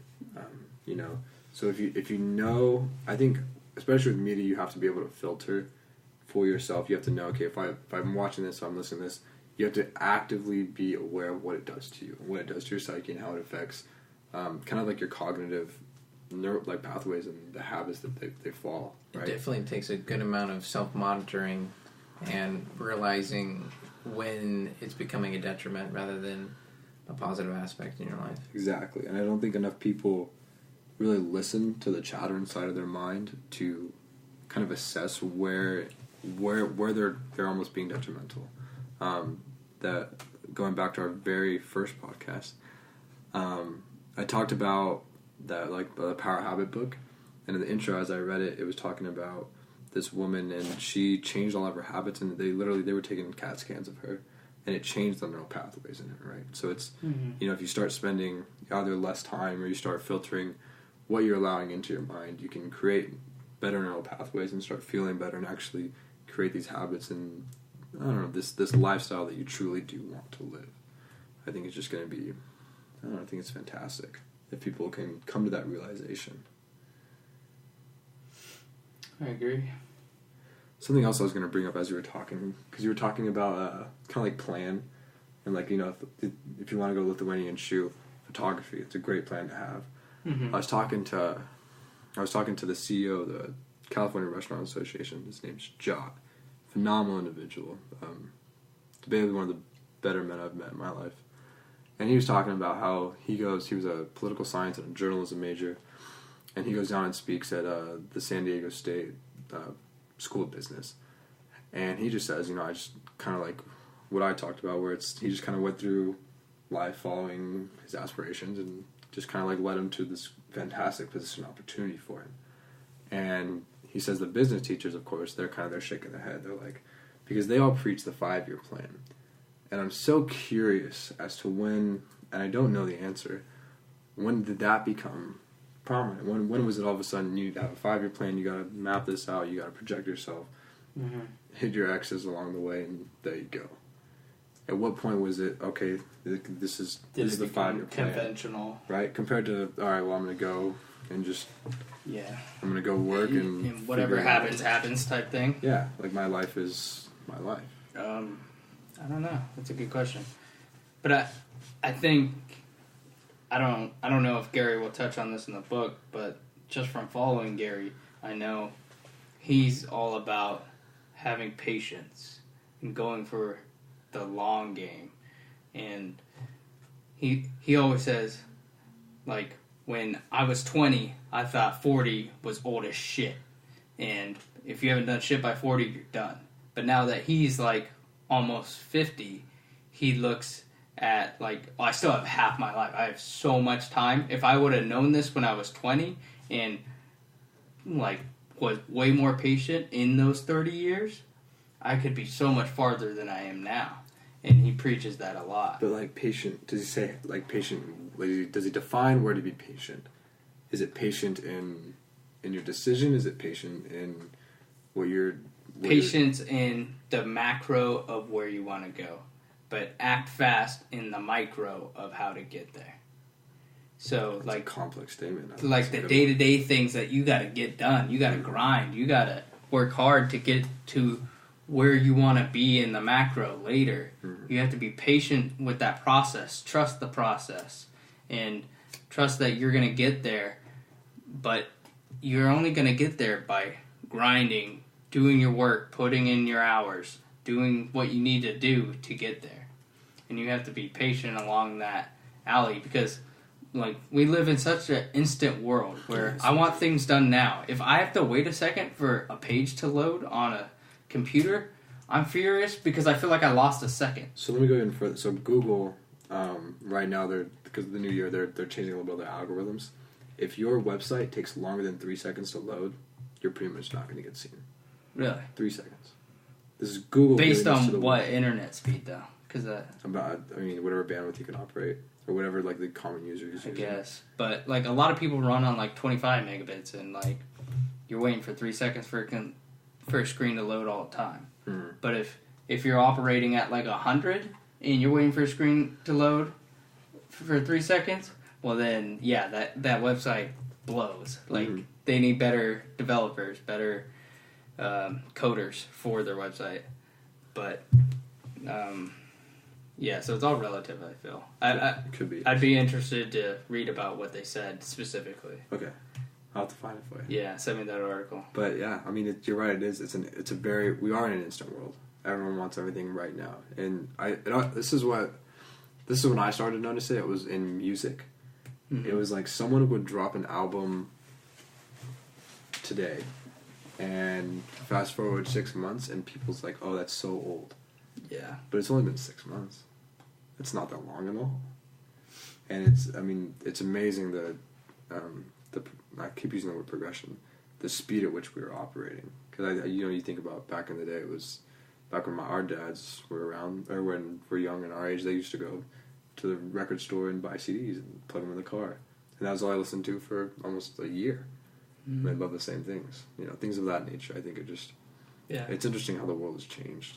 People used to sit down and put on a record and then just listen to the record, hang out, talk, whatever. But that is so rare in today's world. Yeah, it is. You're not just going to go download an album because you're not going to the CD store to buy a CD. Who does that? You're going to download an album. Who gets like a group of friends together and you all listen to the album. Like, I would love to do that with like an album I'm really anticipated with. I wouldn't mind doing that, but we just don't do it. I mean, it's hard to do that when considering your other options. I mean, there's Netflix, going to movies, like going out and doing crazy things, going to Topgolf. Mm-hmm. Like, all those are incredibly stimulating and fun and just more active, engaging than just sitting down and listening to something. It just stimulates your mind more. And it's like, why would you choose something less stimulating? Most people just wouldn't do that. Wow, that's... I think it stimulates your mind differently. I don't know if it's necessarily more, because... Yeah, I guess it depends what you do, whatever your activity is. Because some, like, deep thought that you get lost into, the meanings and vocals and sounds, they make you, like, feel a way in a sense where music can really bring out certain emotions, certain thoughts, certain ideas, and I feel like those can be very strong too, but it's more on a conceptual, intellectual thinking level, critical thinking level, versus a physical, like you're going to Topgolf and hitting golf balls or whatever. And it seems like, it's more of a singular pursuit singular. You go down the rabbit hole deeper versus going wider. Possibly. No, And that's a good analogy. because you're only listening to music, but if you're going to Topgolf, you're socializing, you're watching people hit golf balls, you're hitting golf balls, there's music. You're talking to friends. You're eating, talking to friends, drinking. Beer. And so you have all these converging Mm-hmm. onto one. And so it's just a huge, basically, It seems like a fuller, richer stimuli. experience because you do get like a bigger variety of things. But going deeper on one specific thing can also be good. Yeah, it can be good. very beneficial. And I'd also say it's based off your personality, because an introvert would most likely stay in and True. listen to that. But an extrovert, they live for going to Topgolf with friends. That's like their main goal-directed achievement that they're trying to shoot for, basically. Mm-hmm. And they'll just look for social success throughout their entire life, and that's what means most to them. That's very true. When you're talking about stimulation, I started thinking, I wonder what the neuroscience is behind how much we're now able to stimulate more, and how much I guess humanity is crying out for even more stimulation. I mean, I was at Punch Bowl on Saturday, Mm-hmm. and they have the virtual reality in there now. They do? They have virtual reality Virtual reality. booths you can rent out for you and your friends. You can sit there and drink and play with this virtual reality, and you're standing up like moving around. Sounds amazing. I need to try that. Absolutely, we should do it. We should do it. But it's just, I mean, I think about that, and it's like, so we're demanding more and more. And as much as we're chasing technology, we are pushing technology. We just love it. We want We feed the everything around beast. us. Yeah, you know that Black Mirror episode. Everyone's been raving about that show, where the guy controls the game, and it's just his own fantasy land in the game. Like, it's, if that becomes real escapism, and all those certain individuals who kind of cater towards that lifestyle, Yeah. I mean, It's gonna be human interaction and humanity, it's going to be insane. We're going to lose. We're gonna lose it. It's gonna be that Wall-E movie Absolutely. where It's everyone's firsthand in a knowledge. chair. I mean that's such a like great picture of what the future can be. That in itself is like a Black Mirror episode, but just a fun Disney version of one versus the harsh reality of what the new experience could be. I think all of them are options. Depending on what people choose is important, that's going to determine which outcome we ultimately have. That's why I think Black Mirror is so critical now, especially with the younger population always watching Netflix. They'll get some hint at which technology won't be their ultimate savior and won't be their god, and that they shouldn't value it higher than some other values, and that they shouldn't always be on technology, and they should see the traps of technology and which it creates, which they desperately needed. The younger generation had no idea how technology would be detrimental. They think it's only positive. Way to see that, Yeah. Mike. That's a good one.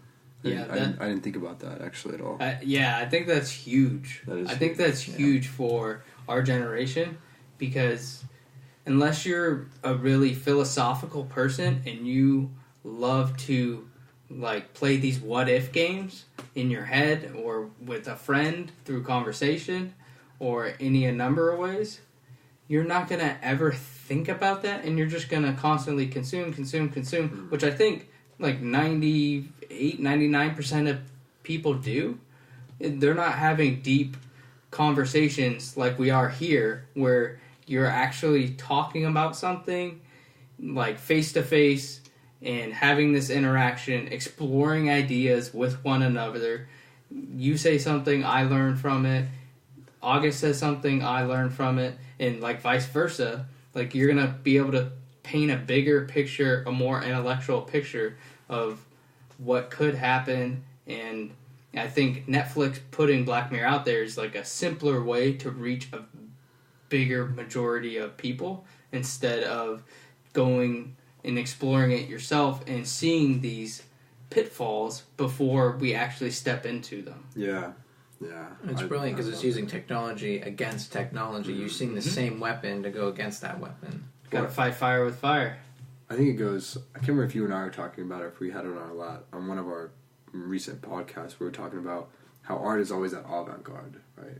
It is always pushing and saying what's next and trying to draw light to what is really going on through beauty, through chaos, through kind of this intermixing of the two. And, you know, through a show like that, and you bringing this to life for me, I love it. Thank you. It's a great gift.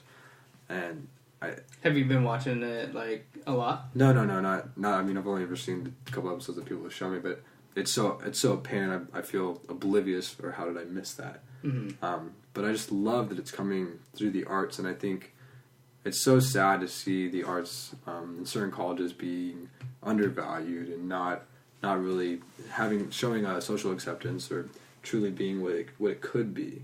Looked down upon too by students, and even other faculty will look down upon an art teacher. Like some engineer professor look down upon an art teacher as if they're not on the same level or the same rank, or they don't deserve the same amount of respect. They haven't worked as hard to get to where they are now. Yeah, and it's like that's hard to say. It does have a stigma about it. It does, but you got to understand that artists they're messengers. Essentially, they are storytellers. They are the ones who are trying to assess what's going on, and they have these things that vest inside them that they have to get out. I was watching, I don't know if I mentioned that I was watching an interview with Kendrick Lamar and Tony Robbins. I think you told us. I think this was the last time we talked about this. Yeah. But it's just like, you know, that in that kind of like that just like how Kendrick does it, it's just you take the root and the marrow and you expel it and you bring it to light. And for Black men to be able to do that on technology, especially with the younger generation and how prevalent technology is in their lives, I mean, that's a huge gift that I don't think enough of us realize they're giving. And until either we bring it to light or you bring it to light and more people come to this realization that is a genuine possibility and most likely is going to happen, we need to come to that awakening. Right? I mean, I don't know how we get there, but that is a message I think that definitely needs to get out and be portrayed across all platforms. If we're posting on Instagram, it better be a damn good picture according to Gary. So. With a clever caption. Yep. Nice little jab. All right. Does anyone want to touch on anything else? So we basically got through the preface, the introduction, and then chapter 1, chapter 2. And chapter 3 is Facebook. Mm-hmm. And we can start on Facebook in the next podcast. I think that's a good place. It's a good place to stop. Stop there. But I mean, if you have any open forum, did you want to talk about something? Did I? August? Yeah, did you bring something up on your computer? Yeah. We could do this right now, I guess. We were talking about the oldest story. You were correct. I don't know. I think Beowulf What is it called? It's the Gilgamesh. It's a mythologized account of an historical figure of the Gilgamesh, Inuits. a ruler of the Sumerian city-state of Uruk, believed to have ruled somewhere between 2700 and 2500 BC. This is what Jordan translates with all this mythology and brings it and is able to capture this modern audience. We learned about this in my witchcraft class. Yeah. Beautiful. He talked about Gilgamesh. See, it's funny because you can learn the same thing in which you paid money for when you can learn it on the internet for free. It seems a little insane to keep paying, going to these classes when you can learn it on the internet. To go to universities to pay thousands of dollars to learn something you could learn for free. Yeah, that's what it seems like. Some of the humanities and social sciences, you don't really need a degree. I'm a government major. I don't think you need a government major degree at all. Because you can read everything I've read, and it's just all books. It's all theory. It's all stats, and you can learn how a bill becomes law just on the internet or through books. So you don't need to pay thousands of dollars to learn all that. So it almost seems like a waste of time. Yeah, I would argue that could ring true with any major, not just. Yeah, nowadays it's more true. Yeah, I would say specialized. I think. So there's some special you need some lab techniques if you're if you're going to be like a surgeon or something. That's really technical. I think it's different, but I don't see why that can't be part of a online teaching tool. I think it's converging to more online based stuff. and then base I platform. I think something that can't be or has a much difficult time are those trades. Whether you're doing surgery, whether you're a metalsmith, whether you're a glass blower, you need practice doing these things and someone to like hands-on experience. So that I think those are the hardest thing to translate onto a internet learning situation.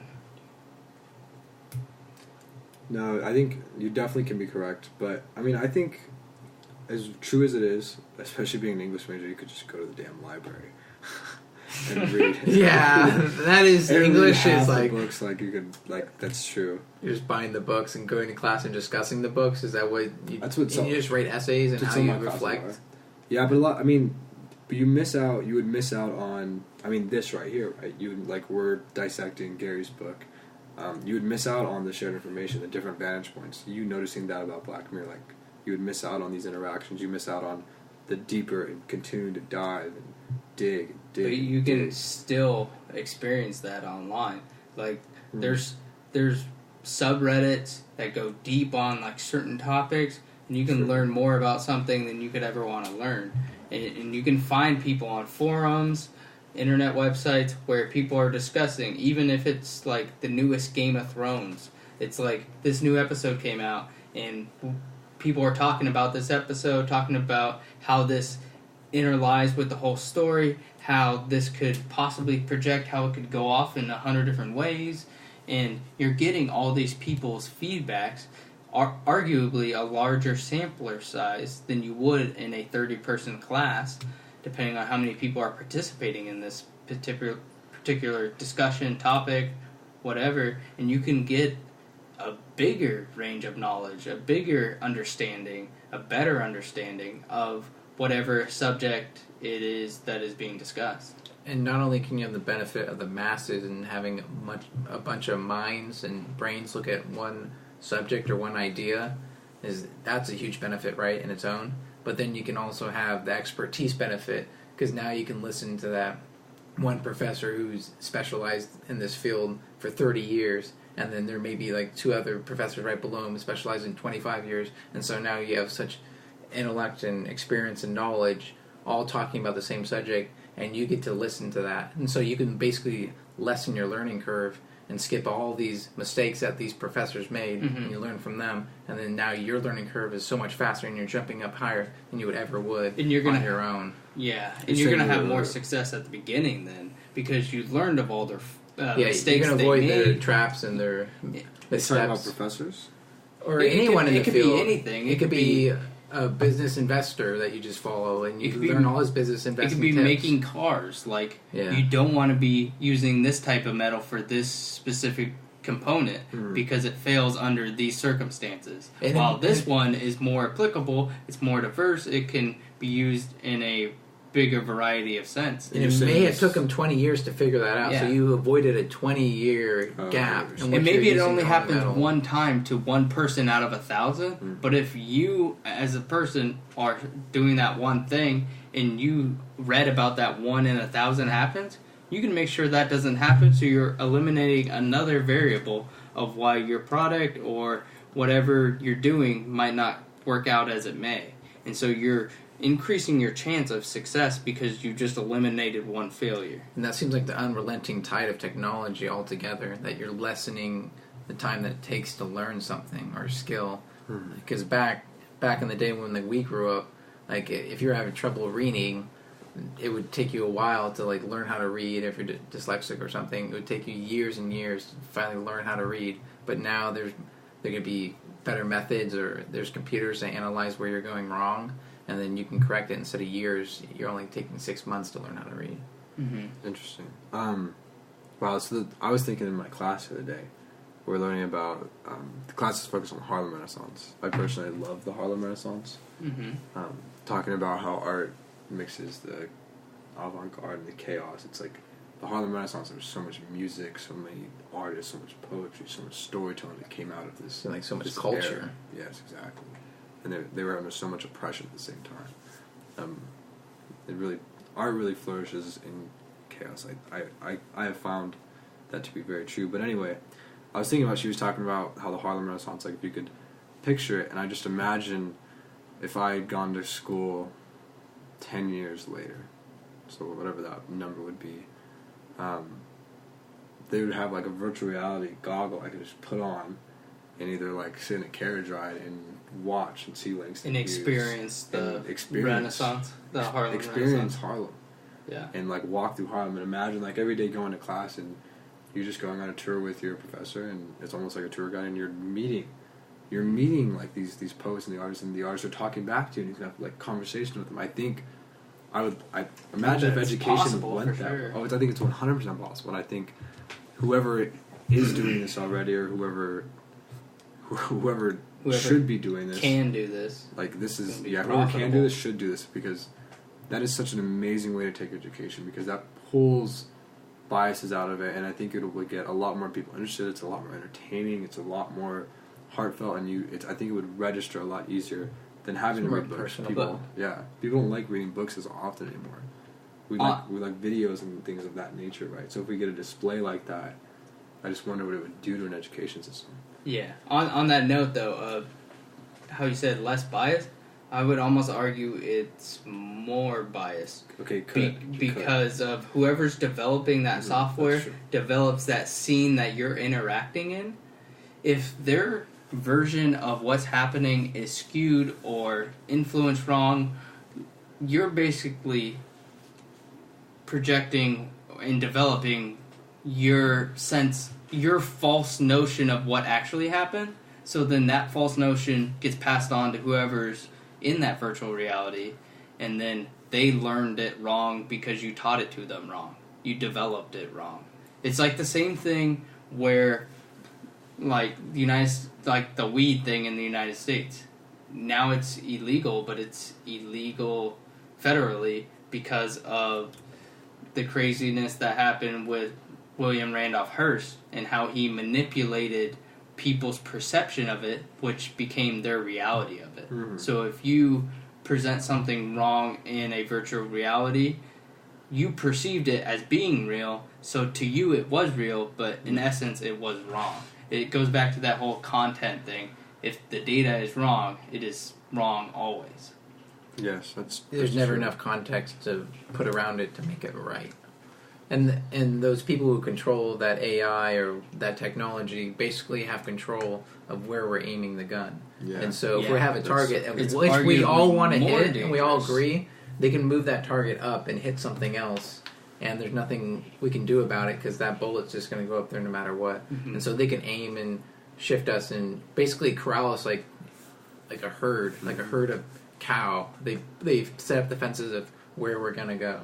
You can manipulate people, their thoughts, their ideas, and something changes. If you're developing something like that, where you're going to have a virtual reality of the Harlem Renaissance, that is going to be a hell of a lot more difficult to recreate and like project into something that people are going to actually use. Versus if Michael, the professor, was telling me about the Harlem Renaissance, but then August tells me the true story about the Harlem Renaissance, it's a hell of a lot easier for you to just explain it and explain why you're right over having to develop, create, code, everything that goes into a virtual reality game, that there's not going to be as many people in that space.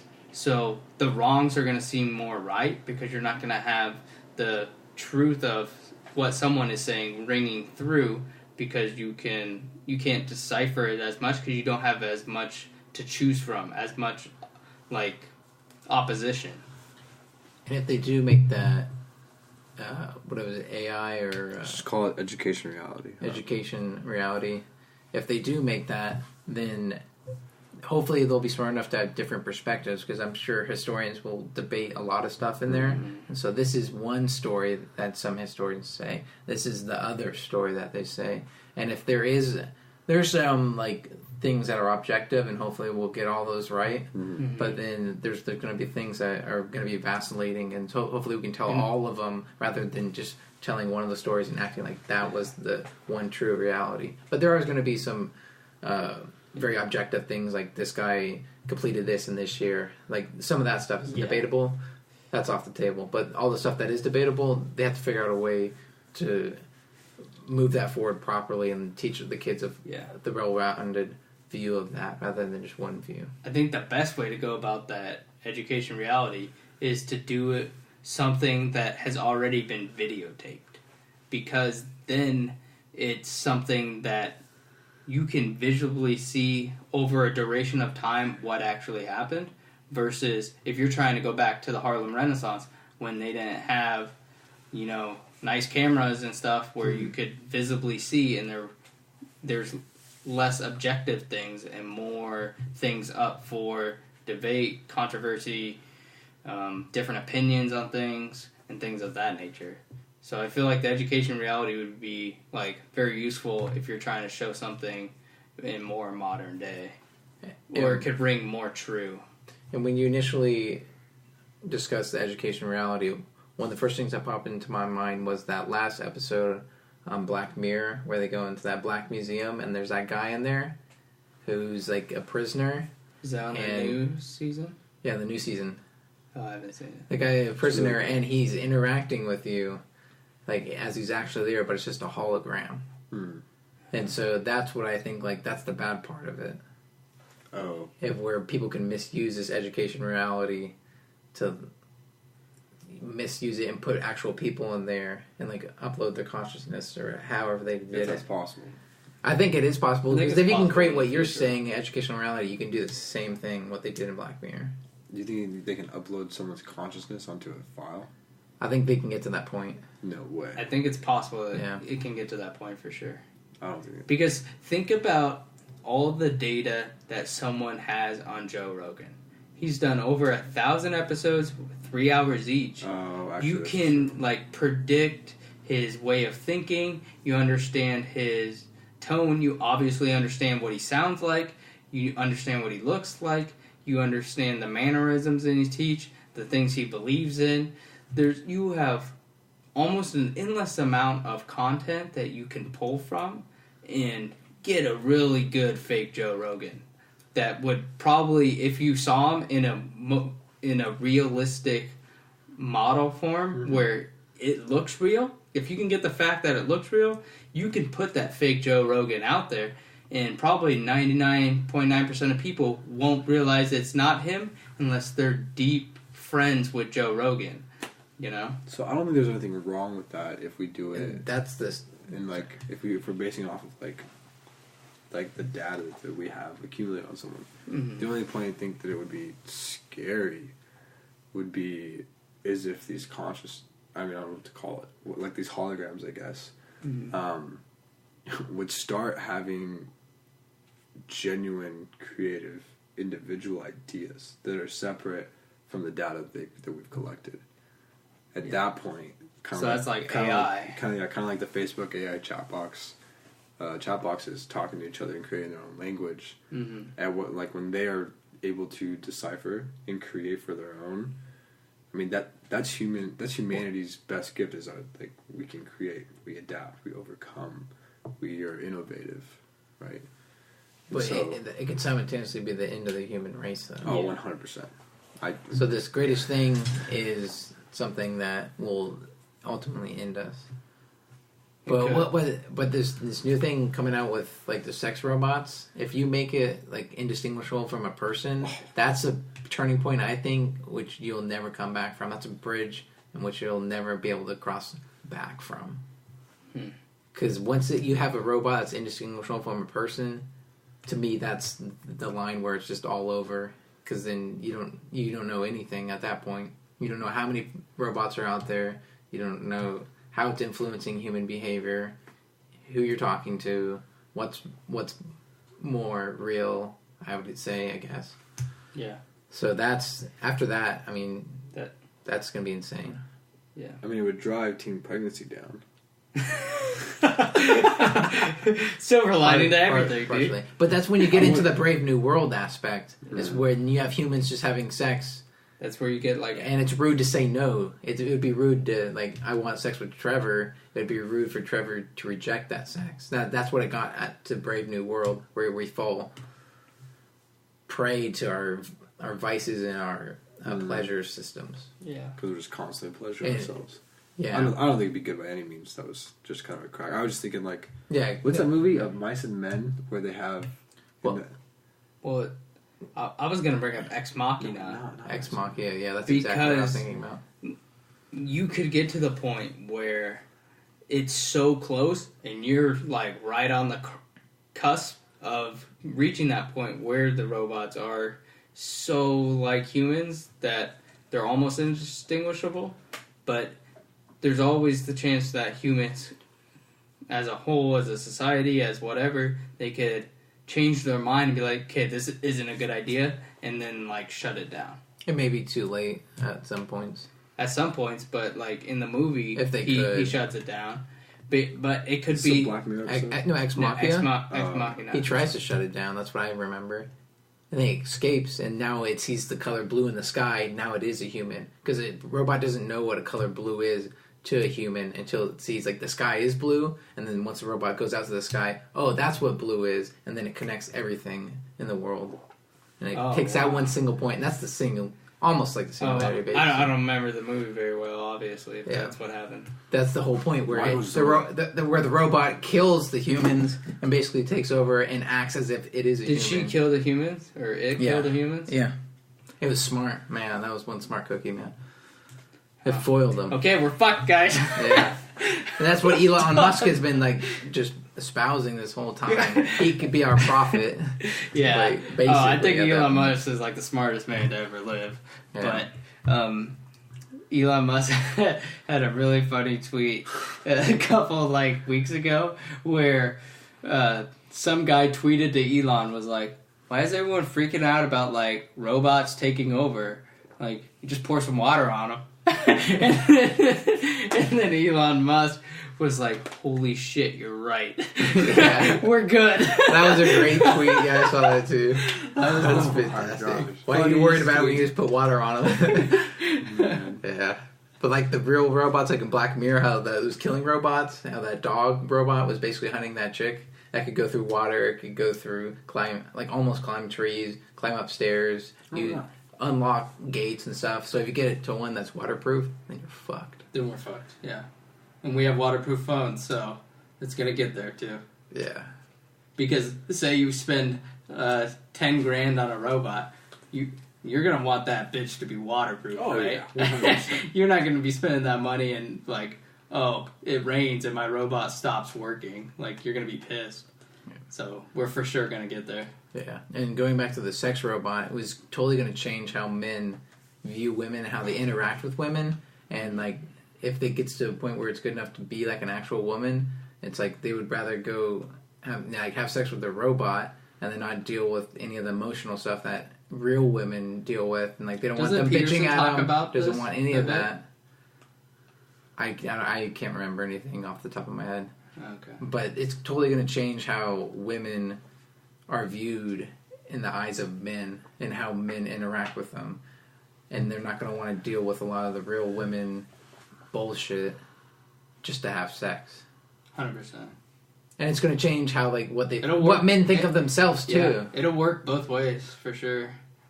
But and then you're going to change our whole dynamic of society. And then you're going to have, like, huge debates about, like, pro-life and, pro-choice. You're going to have, like, pro-sex robot and, like, con-sex robot, There's going to be huge debates about how it changes the family structure and how our society is just formed. Wow. That would definitely change the family structure. I'm thinking about, like, imagine a family of the robots just walking around the house. Yeah, because you would dad. Oh, yeah. It's like that iRobot movie, dude, where they're, like, a butler to you or whatever. I mean, that's... Yeah. Or you become a part of your life. Yeah, exactly. Or your family. Or your dad is a robot, and your mom's just a single mom, but she acts as if she's married to this robot, and now my dad is playing with me, but he's a robot, and so he's replacing my actual father I would have. There's so many crazy ways that... This is just... The rabbit hole is just... The world could go. Yeah. And it could go down that rabbit hole faster than we think, too. Yeah. That's the scary part. We don't know when it's happening. That's terrifying. All right. You guys ready to wrap this up? That's 2 hours, like, almost on that. That was That was definitely our best podcast yet. I think The open forum was. I think that was a lot of fun. No, I don't even think it was really the open. Like we just. No, I think I like everything. I think everything. I think our book I think it discussions came were to good. live though, but it really started crescendoing once we hit the open forum, and then it started to climax. Well, that was what I took away, but I don't know. You thought the open? I thought we the started book kind of shaky. I thought with the book we did really good. Oh, dude, it was just because we would go on one thing and then you would add to it, and we would almost like go into an open forum. Yeah, but then we'd come back back, to the yes. book. I thought it was beautiful. I thought this almost said like this was almost like guiding us without us even knowing it, and then we just keep tailing off. I think that was our whole mission in the beginning. Yeah, Have that guide us and let us see where it takes us. Yeah, we didn't realize that it might actually work. That's the scary part. What if this actually does work? What if we are onto something? What if we are secretly geniuses? Like that's the best part. Like it actually like there was no effort in that, and it just flowed. I was really having nice, the flow dude. was key. That was nice. I was doing the same thing. I was like, "Wow, we're doing really good." I didn't want to say anything. I don't want to mess it up. I don't want to bring attention. That's why I didn't want to bring it up till the end. I kept thinking, I was like, because like at the beginning, I was like, "Damn, this is like we're kind of slow," and then like all of a sudden we just kicked off, and I was like, "Wow, That was good. I was like, I can't wait to listen to this one. Yeah. That was really good, dude. Any Zero- shout outs? Good job. Any new Zero to listeners, guys? infinity? Any shout outs? Shout out to Avery. Shout out to Homie Avery. Avery. Dude, you want me to show you Thanks this for coming thing? by. Hey, listen to this podcast, Avery. If you made it this far in the podcast, Hey, namaste. you. Bless Thank you. you. Thank you, sir. Thank you. Anybody else that listens, have a good night. And we're out. Sure.